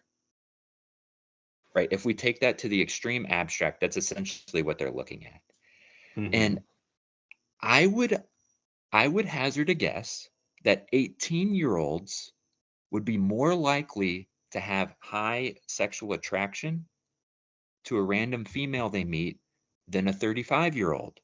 Why do I say that? hmm Because by the time you're 35, that person is more likely to be married, more likely to have kids, right? That person is going to be policing their feelings toward people because, they have other responsibilities in life, right? hmm They have a responsibility to a family. They can't act on like seeing the beauty of this woman, right? Whereas an 18-year-old might be much more likely to act on seeing a beautiful female, right, right? I and also think just even physically, though they yeah. controlled the age group to a certain extent, let's see the hmm actual breakdown. I want to see, like, is there a difference between these two groups in age? Yeah, and also just like physically, your testosterone level peaks at around 18, and it like Yeah, is already great point. declining by 35. So Yeah. like, just in general, yeah, the hypothesis. And then um, I think there are some other questions that would be very interesting as well. Where do they describe that? Um, oh yeah, okay. So here is where I'm kind of yelling internally at the researchers. So the questionnaire contained 6 filler items. So filler to me seems like they're not actually interested in looking at these things. hmm Age, as you just said, I think very relevant. Education, very related to age, but like whether someone just has a GED, um, has a bachelor's degree, PhD, I think that could significantly change someone's response. Um, Prior visits to bridge, bum ba da bum.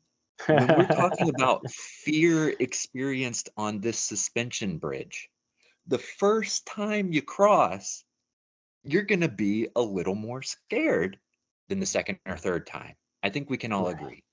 Yeah. Unless you have like some kind of phobia or Right. something that you're working with. I mean, I think at all points, because we're human, we're gonna kind of hmm experience to some extent a fight or flight response when we're on a bridge like that.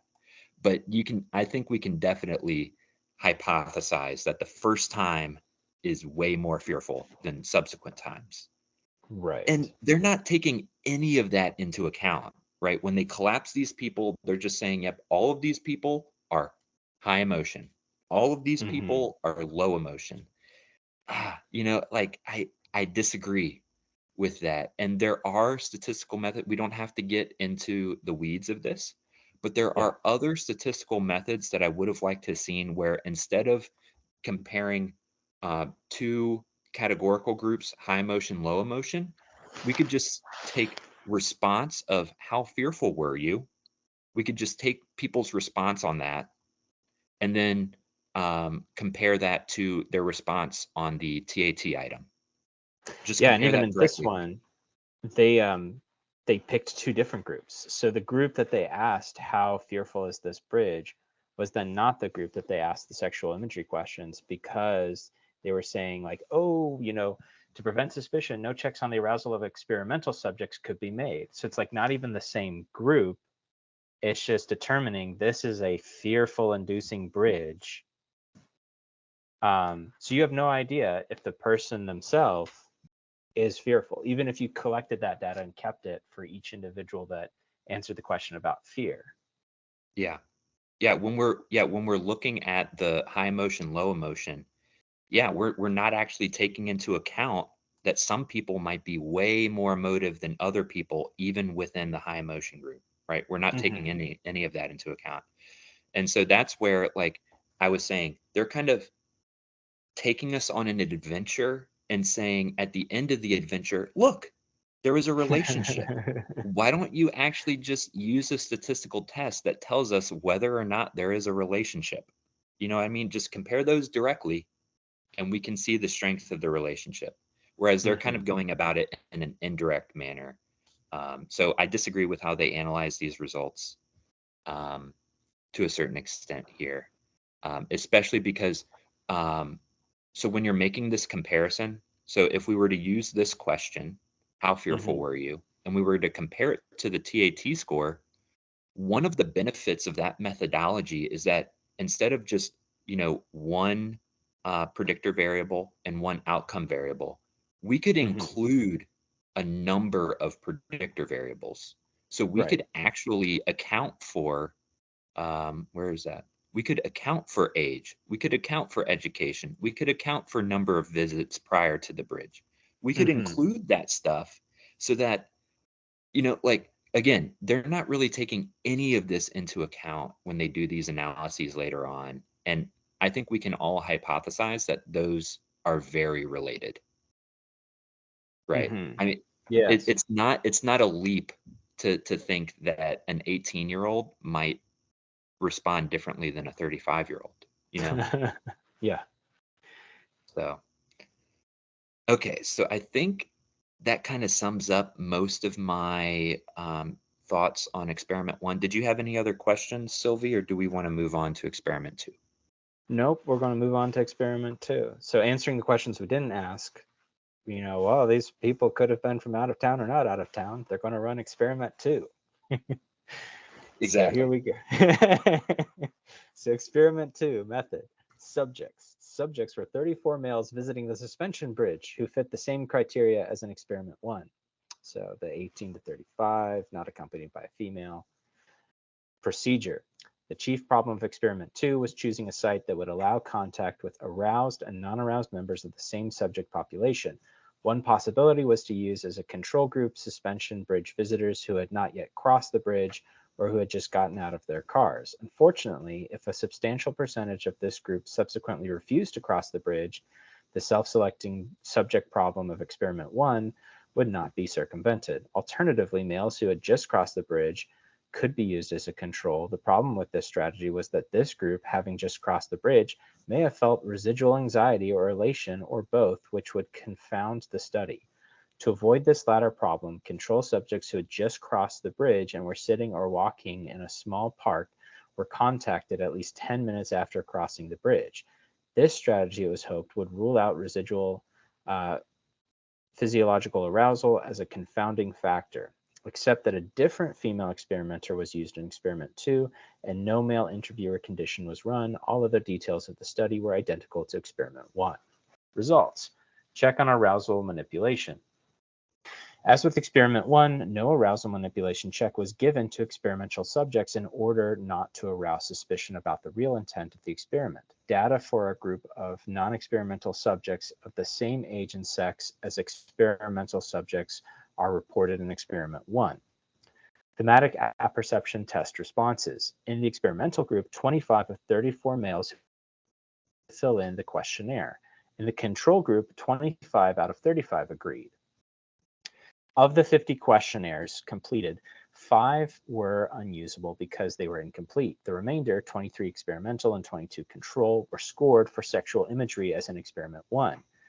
The Inter-rater reliability in experiment 2 was positive 0.79. Subjects in the experimental group obtained a mean sexual imagery score of 2.99, and those in the control group a score of 1.92. T equals 3.07, P is less than 0.01, DF equals 36, two-tailed. Thus, the experimental hypothesis was again verified by the imagery data. Behavioral data. In the experimental group, 20 of the 25 subjects who agreed to the interview accepted the interviewer's phone number. In the control group, 19 out of 23 accepted. In the experimental group, 13 out of 20 called, while in the control, 7 out of 23 phoned. So the chi-square equals 5.89, p less than 0.02. Thus, the behavioral result of experiment 1 was also replicated. Experiment 2 enables the rejection of the notion of differential subject populations as an explanation for the control experimental bridge differences for female interviewers in experiment 1. However, some additional problems in the interpretation of the apparent anxiety sexual attraction link required the superior control afforded by a laboratory setting.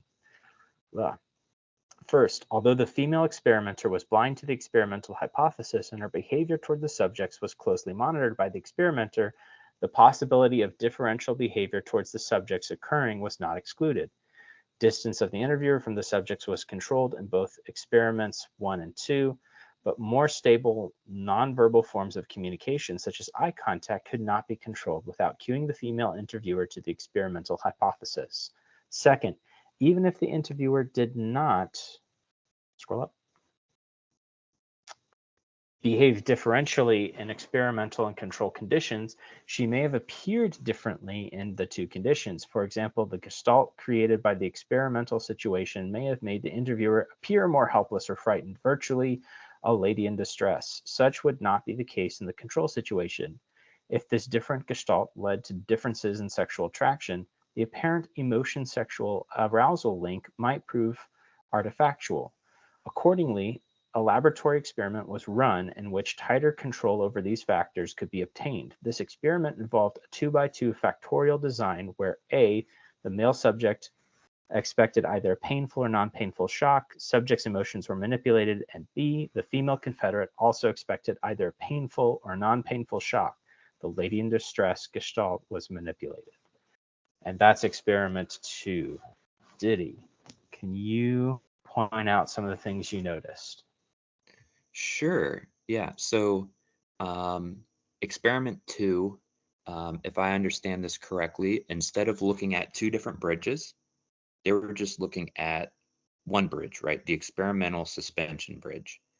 And they were looking at people who were crossing. In the middle of the crossing was the experimental condition. And then the control condition was actually people who had crossed 10 minutes ago. And they found people nearby. Mm-hmm. And so this is where they're suggesting that this helps control, like instead of looking at two different groups, right? People who choose to go to the experimental bridge and people who choose to go to the control bridge, they're saying, well, these are all the same people because they're all choosing to go to the experimental bridge. But this is where I kind of want to talk about one other thing that we didn't discuss prior, and that's random sampling and other types of sampling. So what do I mean by sampling? Sampling is the process of getting people involved in your study and selecting those people. So let's say it's a situation where we're looking at IQ in a high school, like I kind of briefly mentioned at one point. Mm-hmm. If we're doing random sampling, we might take the whole list of students enrolled at that high school, or maybe just the senior class, or, we might narrow it down, but we take a list of students from that high school, and then we just pull out random names. So every student has an equal likelihood of being involved. This study does not use random sampling. This study uses what's called convenience sampling. So instead of randomly sampling people within Vancouver, British Columbia, they're just saying, okay, within the hours that we're on this bridge, the people who come to us, those are the people that are going to be involved, right? And those people, there's a lot of self-selection that's happening outside of the control of this experiment, right? So in experiment 1, it was whether you choose to go to the experimental bridge or choose to go to the control bridge. So they're like, well, let's just narrow it down to people who choose to go to the experimental bridge, right? So here in experiment 2, they're saying, okay, we've eliminated all those choices, right? It's just people at the experimental bridge, right? But Silvie, I think there's another issue here because they look at people 10 minutes after crossing the bridge. There's still self-selection that happens there, right? It's still people who choose to go to the bridge during the time frame that you're there. And then what happens in those 10 minutes after? Does the person choose to wait around in this park and thus they could be contacted by the interviewer, or they could leave at any point, Right. and they can't control for that.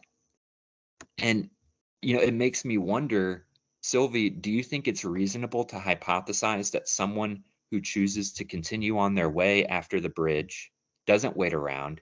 Are those people different than people who wait around for 10 minutes?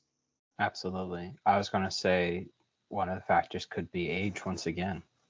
Those old 30-year-olds are sitting around catching their breath, and the 18-year-old kids are just like going on to the next thing. Like, we Mhm. don't know because the experimenters don't tell us. Exactly. Exactly. And like one of the things that they talk about is that there just needs if you're included in the study, um you can't be accompanied by a female. But if you're in a group, they only take one person out of the group. Might it be that when people are in a group, they're more likely to wait around afterward? And if they're in a group, they're more likely to have um, act on feelings of sexual arousal toward a female? Maybe, maybe not. I don't know. Right. But it seems to me like the people who are in a group, they might be more likely to wait afterward because afterward people are like, oh, well, I want to go see this. I want to take some photos. I want to do this or that. And maybe if you're by yourself, you just kind of keep going. You know what I mean? No one around Mhm. to to keep you down or take photos with or something afterward. I don't know. Right. Right. Those are all interesting research questions, and they're not taken into account, right? So, but that's not Instead, to what we say want to that know. we just initially just, remove. That's not to say that this isn't, an invalid study. We can't take any of these results to heart. It's not necessarily to say that. It's just that, there are some interesting questions that they didn't take into account here. They still found, right, significant findings, but we just Mhm. want to maybe tamper our how we would interpret those findings, right? They might not be Right. as widely interpreted as the researchers might like or might suggest, right? And there are other problems that they don't necessarily indicate that, could be involved. But again, Yeah. as I was saying, like they still find the significant finding here. So the people who are actively crossing the bridge seem to be more likely to be attracted, uh, or according to them, have higher sexual imagery scores than people in the control group who are 10 minutes later. Mhm. Right. But as you pointed out, Sylvie, in experiment 1, if age is a significant factor, that's interesting, right? Because it could just be that the younger people are more likely to have higher sexual imagery than older people. Right. And we don't know. Hmm. And even here, like practically speaking, like, yeah, you cross a bridge, you have a fear reaction, your sexual attraction is heightened, but that's not the same thing as like, don't cross that bridge or you might fall in love with a random girl. So don't get manipulated into thinking that that's therefore the result, because there's a Hmm. significant difference between the two groups. Hmm. Yes. Yeah. Yes. So if you're concerned, if you have a family and you want to go to the suspension bridge, by all means go. You're not just going to randomly fall in love with a girl while you're on the bridge. You might rediscover your love for your spouse. There So you it might go. actually be good. Yeah, right? Yeah. And And now to answer the question that we didn't ask, namely that, well, you could have just tried to be a knight in shining armor for this lady in distress. That could have been the factor. They give us the third experiment to tell us no, even if you're a knight in shining armor or a scaredy cat, you're still going to want to have sex with the lady when your fear is And aroused. yeah, and on that note, I do want to briefly mention 2x2 factorial design. So this is where the ANOVA comes in. So remember I said you could have a situation where you have only one variable and you're comparing three different groups on an outcome. In this case, they have two grouping variables, right? They have specifically, this is related to expectation of shock, right? So you have your subject is expecting a painful or a non-painful shock. So that's group variable 1. You have two levels of that. And then group variable 2 is the female confederate that you're with is expecting a painful or non-painful shock. So across those two, I would presume that they're looking at sexual imagery again on that, right? We'll find out in a second, but that is their design. So another way of saying so one way of saying this is that it's a two-way ANOVA, a 2x2 design, or factorial is just another way to say a two-way ANOVA. So factorial is kind of a synonym for saying two-way design. Kind of means the same thing. So just wanted to highlight so that we are all on the same page going into experiment 3. Here we go. Experiment 3 method. Subjects. 80 male freshmen at the University of British Columbia took part in this experiment. All subjects were volunteers. Much of the initial phase of the procedure was patterned after that used in Schocker's 1959 Anxiety and Affiliation Research. Subjects entered an experimental room containing an array of electrical equipment. The experimenter welcomed the subject and asked him if he had seen another person who looked like he was searching for the experimental room. The experimenter excused himself to look for the other subject, leaving the subject some Xeroxed copies of previous studies in the area we are investigating to read. For a younger audience, Xerox means it's just photocopies. They printed them out. The articles discuss the effects of electrical shock on learning and pain in general. The experimenter re-entered the room with the other subject, who was an attractive female Confederate. The Confederate took off her coat and sat on a chair 3 feet to the side and slightly in front of the subject. The experimenter explained that the study involved the effects of electric shock on learning and delivered a short discourse on the value and importance of the research. At the end of this discourse, the experimenter asked if either subject wanted out of the experiment. As expected, no subject requested to leave. The experimenter then mentioned that 2 levels of shock would be used in the experiment, describing one as quite painful and the other level as a mere tingling. In fact, some subjects described it as enjoyable, and concluded by pointing out that the allocation of subjects to shock condition had to be completely random so that personality variables won't affect the outcome. At this point, the experimenter asked both subjects to flip a coin to determine which shock level they would receive. Hence, the subject reported heads, tails. The Confederate reported heads, tails, and the experimenter said, "Today, heads receives the high shock level."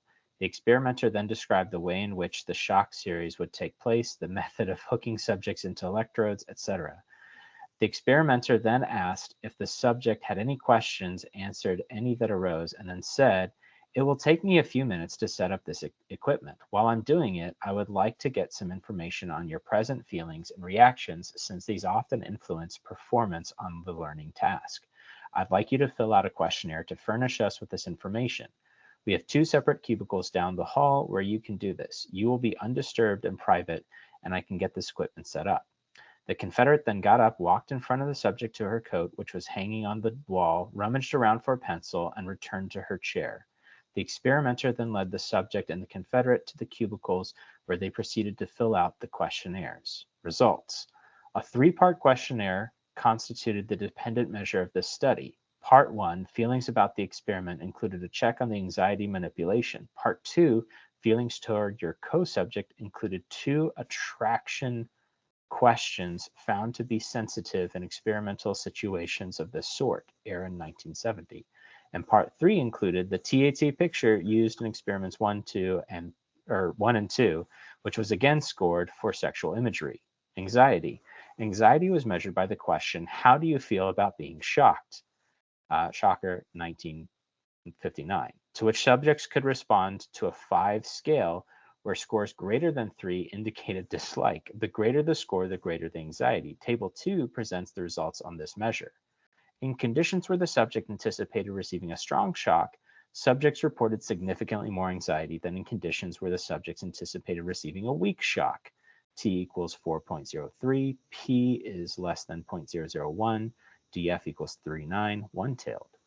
In conditions where the subjects anticipated receiving a strong shock with the female co-subject present, subjects reported significantly less anxiety than in a control condition. So the N equals 20, where 2 male subjects were run, T equals 2.17, P is less than 0.025, DF equals 19, one-tailed. No significant differences in the subject's anxiety occurred as a function of the Confederate receiving a strong versus a weak shock. See Table 2. Attraction to Confederate. 2 questions assessed attraction to the Confederate in this study. A, how much would you like to ask her for a date, or ask her out for a date? And B, how would you like to kiss her? An alternative set of questions was provided for those subjects who ostensibly had a male co-partner. The experimenter instructed subjects in this condition to overlook these. Attraction ratings were established by taking the mean rating made by subjects on these 2 questions. Table 3 shows the results by condition of these ratings. A 2x2 analysis of variance revealed a significant main effect for subjects anticipating strong shock to themselves on attraction ratings. F equals 22.8, P is less than 0.001. Subjects' expectations of strong versus weak shock to the female Confederate produced no significant increase in attraction.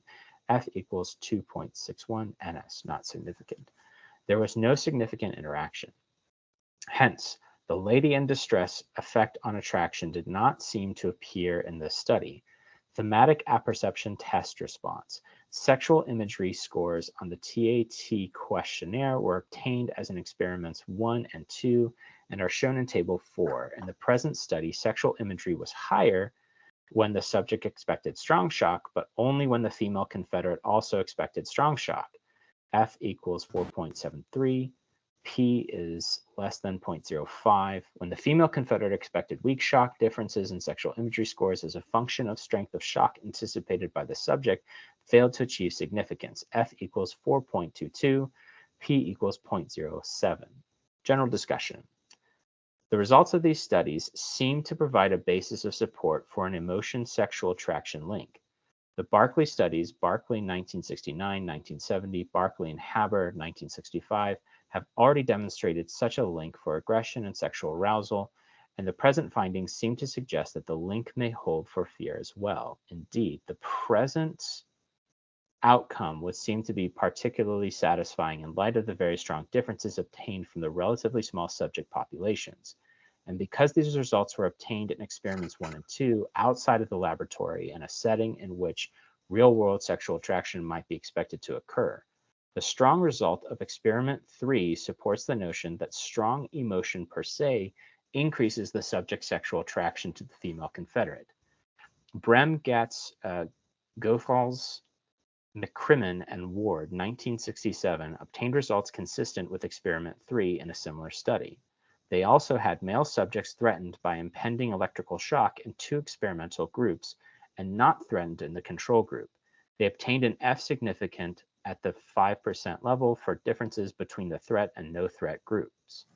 The theoretical implications of these results are twofold. In the first place, they provide additional support in favor of the theoretical positions from which the original hypothesis was derived.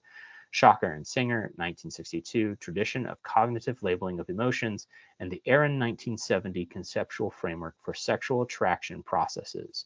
In the second place, these data seem to be inconsistent with, or at least unpredictable by standard theories of interpersonal attraction, both the reinforcement, uh, Byron 1969, and the cognitive consistency, Fessinger 1957, Heider 1958, points of view would seem to predict that a negative emotional state associated with the object would decrease her attractiveness, and neither theory would seem to be easily capable of explaining the arousal of greater sexual emotion in these in the experimental condition of the present experiments. Although the present data support the cognitive relabeling approach in general, they are consistent with more than one interpretation of the mechanics of the process. The attribution notion of Nisbet and Valens 1972, self-perception theory, Bem 1972, and role theory, Sarbin and Allen 1968, can all provide possible explanations for the anxiety-sexuality link. A further possible explanation is that heightened emotion, instead of being relabeled as sexual, serves merely to disinhibit the expression of pre-existing sexual feelings. It is known that inhibition and sexual defensiveness influence sexual content in TAT stories, Clark 1952, and this alternative cannot be ruled out by the present data.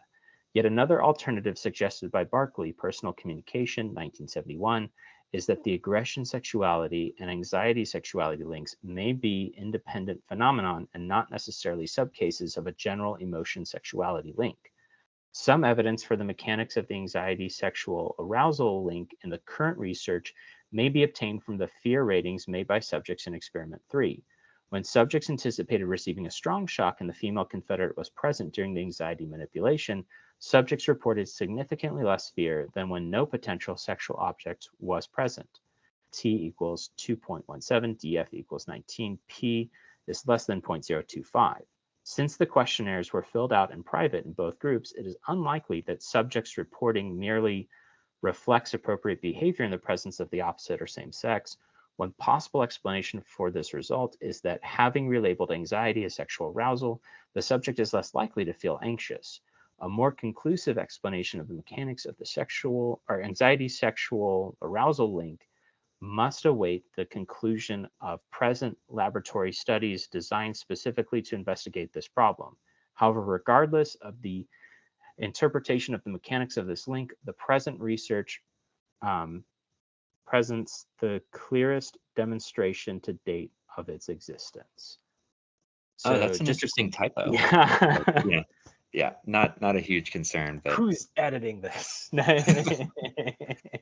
So, as you could tell, or maybe not, it jumped from the third experiment to the general discussion. So, like mhm, Diddy's example, the hourglass is widening out again, and we're talking about the big ideas, the emotion sexuality link. Well, this side says this, that side says that. So, mhm. Diddy, why don't you summarize what you saw in the third experiment as well as the Yeah, general discussion as yeah. they're Let's connected? start with experiment 3, and then move on to general discussion. And when we get there, we can kind of summarize everything a little bit. Sounds good. But with experiment 3, so they did a factorial design. So that's where we start to get the, again, they don't necessarily say it directly, but we get these F values. So the F values are the outcome of the ANOVA significance test. And specifically for 2 by 2, we didn't talk about it much. But one of the things I want to hit real quick is that there are 3 effects that you're looking at in a 2 by 2 or factorial ANOVA, or factorial design, not necessarily 2 by 2. This one just has, each level or each independent variable has 2 categories. So they call it a 2 by 2. It could be 3 by 2, 4 by 2. It doesn't matter. But essentially, they look at the main effect across the subject expecting strong shock or weak shock. So essentially, top to bottom, do we see significant differences between the 3.7, 2.9, 3.4, 2.7? And that is indeed what they found. They found that these differences top to bottom um, are significantly different from each other. And then they also compare these values across the female's expectation of strong shock or weak shock. So then they look at side to side. Do we see a difference in this 3.7 to this 3.4 and this 2.9 to 2.7? And they found there is no significant effect going on here. Mm-hmm. And then finally, they look at a third effect, which is an interaction. So you look at the combination of these two. So we looked basically at each variable by itself. Is there a significant effect going on for each variable, right? So confederate expectation and subject expectation. We look at Mm-hmm. each of those independently. Then we look at them together. We kind of take all the data together, and and that's where we get this. There is no significant interaction. So they kind of address each of those effects, um, and we see essentially no significant effect going on there. Mm-hmm. So I just wanted to briefly explain that in general, and then we can kind of look at some of these other results that they show. So they similar to experiment 1 and 2, or experiment 1 and experiment 2, they looked at a question of anxiety. And we see here that in the conditions where the subject anticipated receiving a strong shock, they reported significantly more anxiety than subjects receiving a weak shock. So that was significant. And they don't really explain. I would be very interested in hearing why they chose to do one versus two-tailed tests, because in Mm-hmm. experiment 3, they've now switched to a one-tailed t-test. So I would, like what I explained earlier, I'm not necessarily completely against them doing a two-tailed test. I would presume a T of 4.03 would likely also be significant at a two-tailed test level. So, I just want a one-sentence explanation of why they're choosing one or two-tailed included in these studies, and then we could really look at whether the choice was appropriate or not, right? But without that information, they're kind of just choosing one over the other, and it doesn't really this is another knock against them in my book than Mm-hmm. them just doing two-tailed all the way through, right? Because if they were doing Right. two-tailed all the way through, at least they're consistent in their choice. But now they're inconsistent in their choice and they're not providing explanation. Right. So Right. sorry, Yeah. authors. Let's get a little more information from you guys on this choice. And Yeah. then they also do another t-test here. Subject anticipated receiving strong shock with the female co-subject present.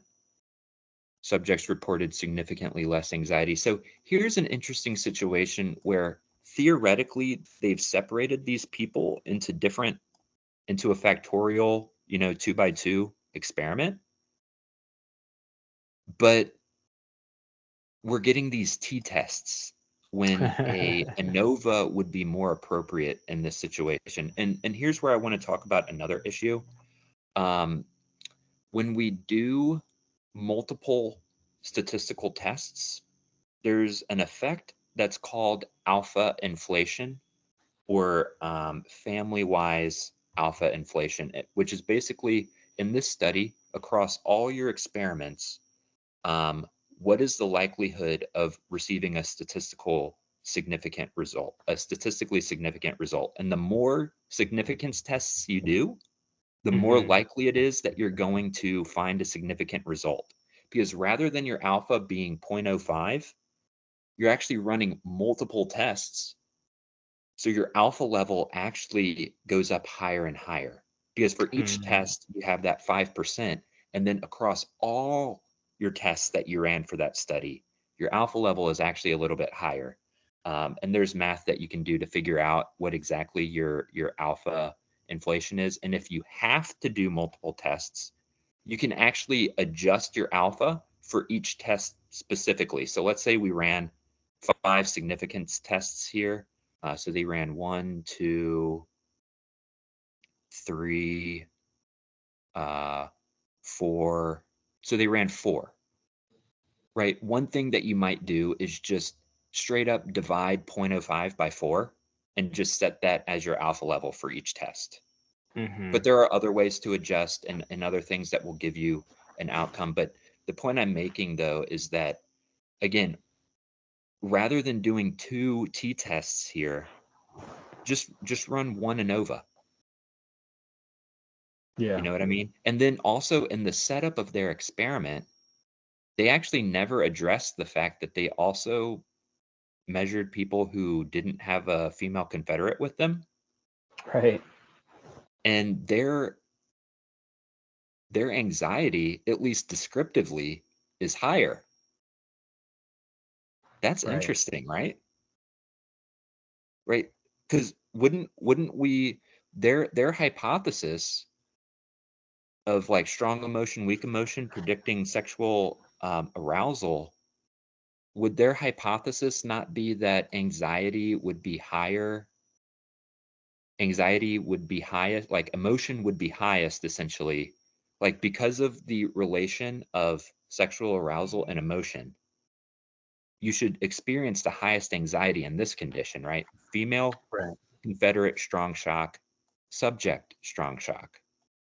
But it's actually when no female is present that you Right. get the highest. I don't know. That's interesting. Again, Well, they like they this. explain it away as like, but you then relabel your anxiety as sexual attraction, and then you dismiss, like, you don't feel as anxious because you're feeling aroused, which Oh, true. Okay. then that's its own That's a question of good point. like, okay, then like, you're saying A leads to B, but then like B also affects how much of A you're feeling, Hmm. Hmm. which, Yeah. And yeah, then it kind of breaks down. my critique of subject 3 or experiment 3 also, like what I critiqued in experiment 1, I think applies here. So like their anxiety scale that they mention here, 5-point scale, and we see the average of 3.17. They're kind of, in my opinion, so we can think of this in like, so in those in like a medical study where you have a placebo group and a Hmm. medication group, a placebo and an experimental group, you actually have 2 different groups because you have people taking a sugar pill and people taking a medicated pill. Right. But in this situation, we're kind of arbitrarily separating these groups under the assumption that when you expect a strong shock, you're going to have more anxiety than when you expect a weak shock. Hmm. You know what I mean? And is that actually true? I don't know. Is a 3.17 actually that different from a 2.4?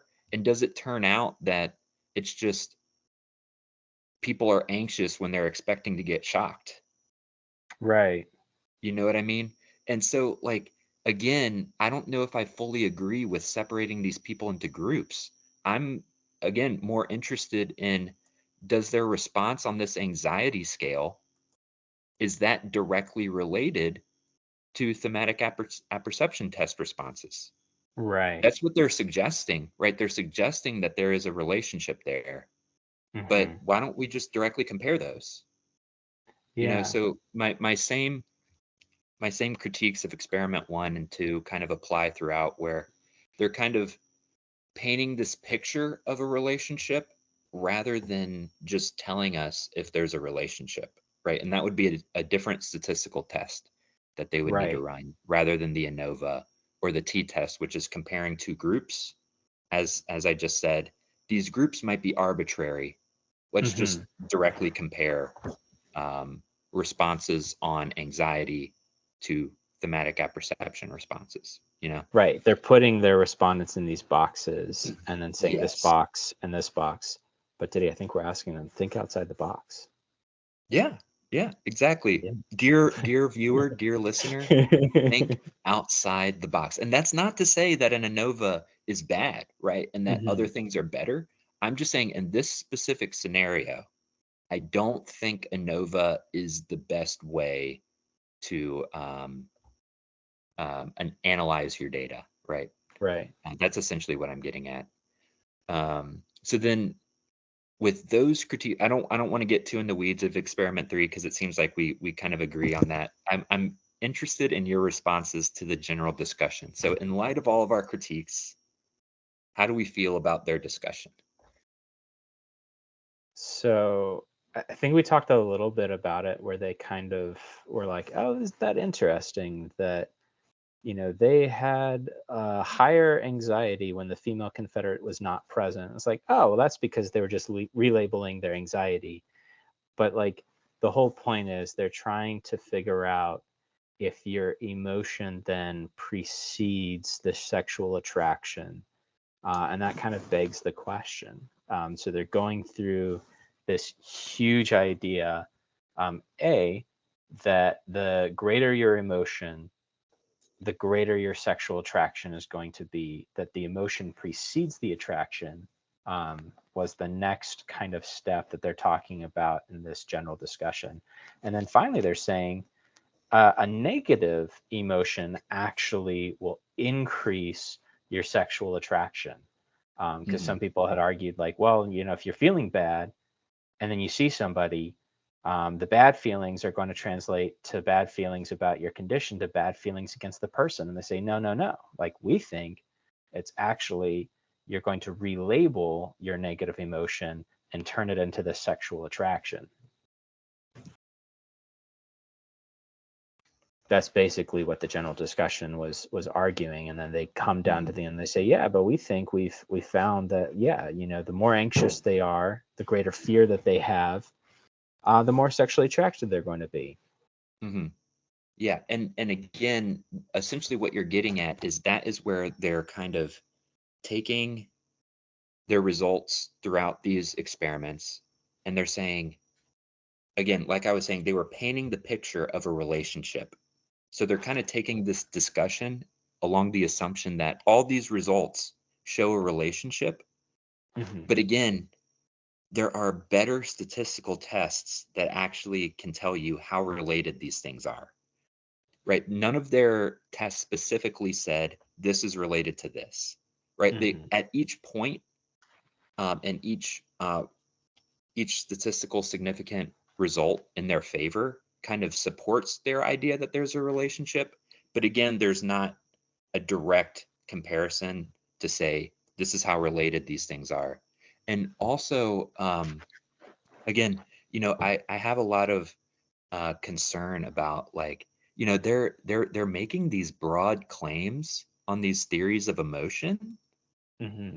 And at the end of the day, I don't know, because of our like our concerns about, like, experiment 1 and 2, like who was included in the study, are there other things like age, and things like that. Like, I feel like at the end of the day, the thing that they can conclude is that the men included in this study are attracted to females.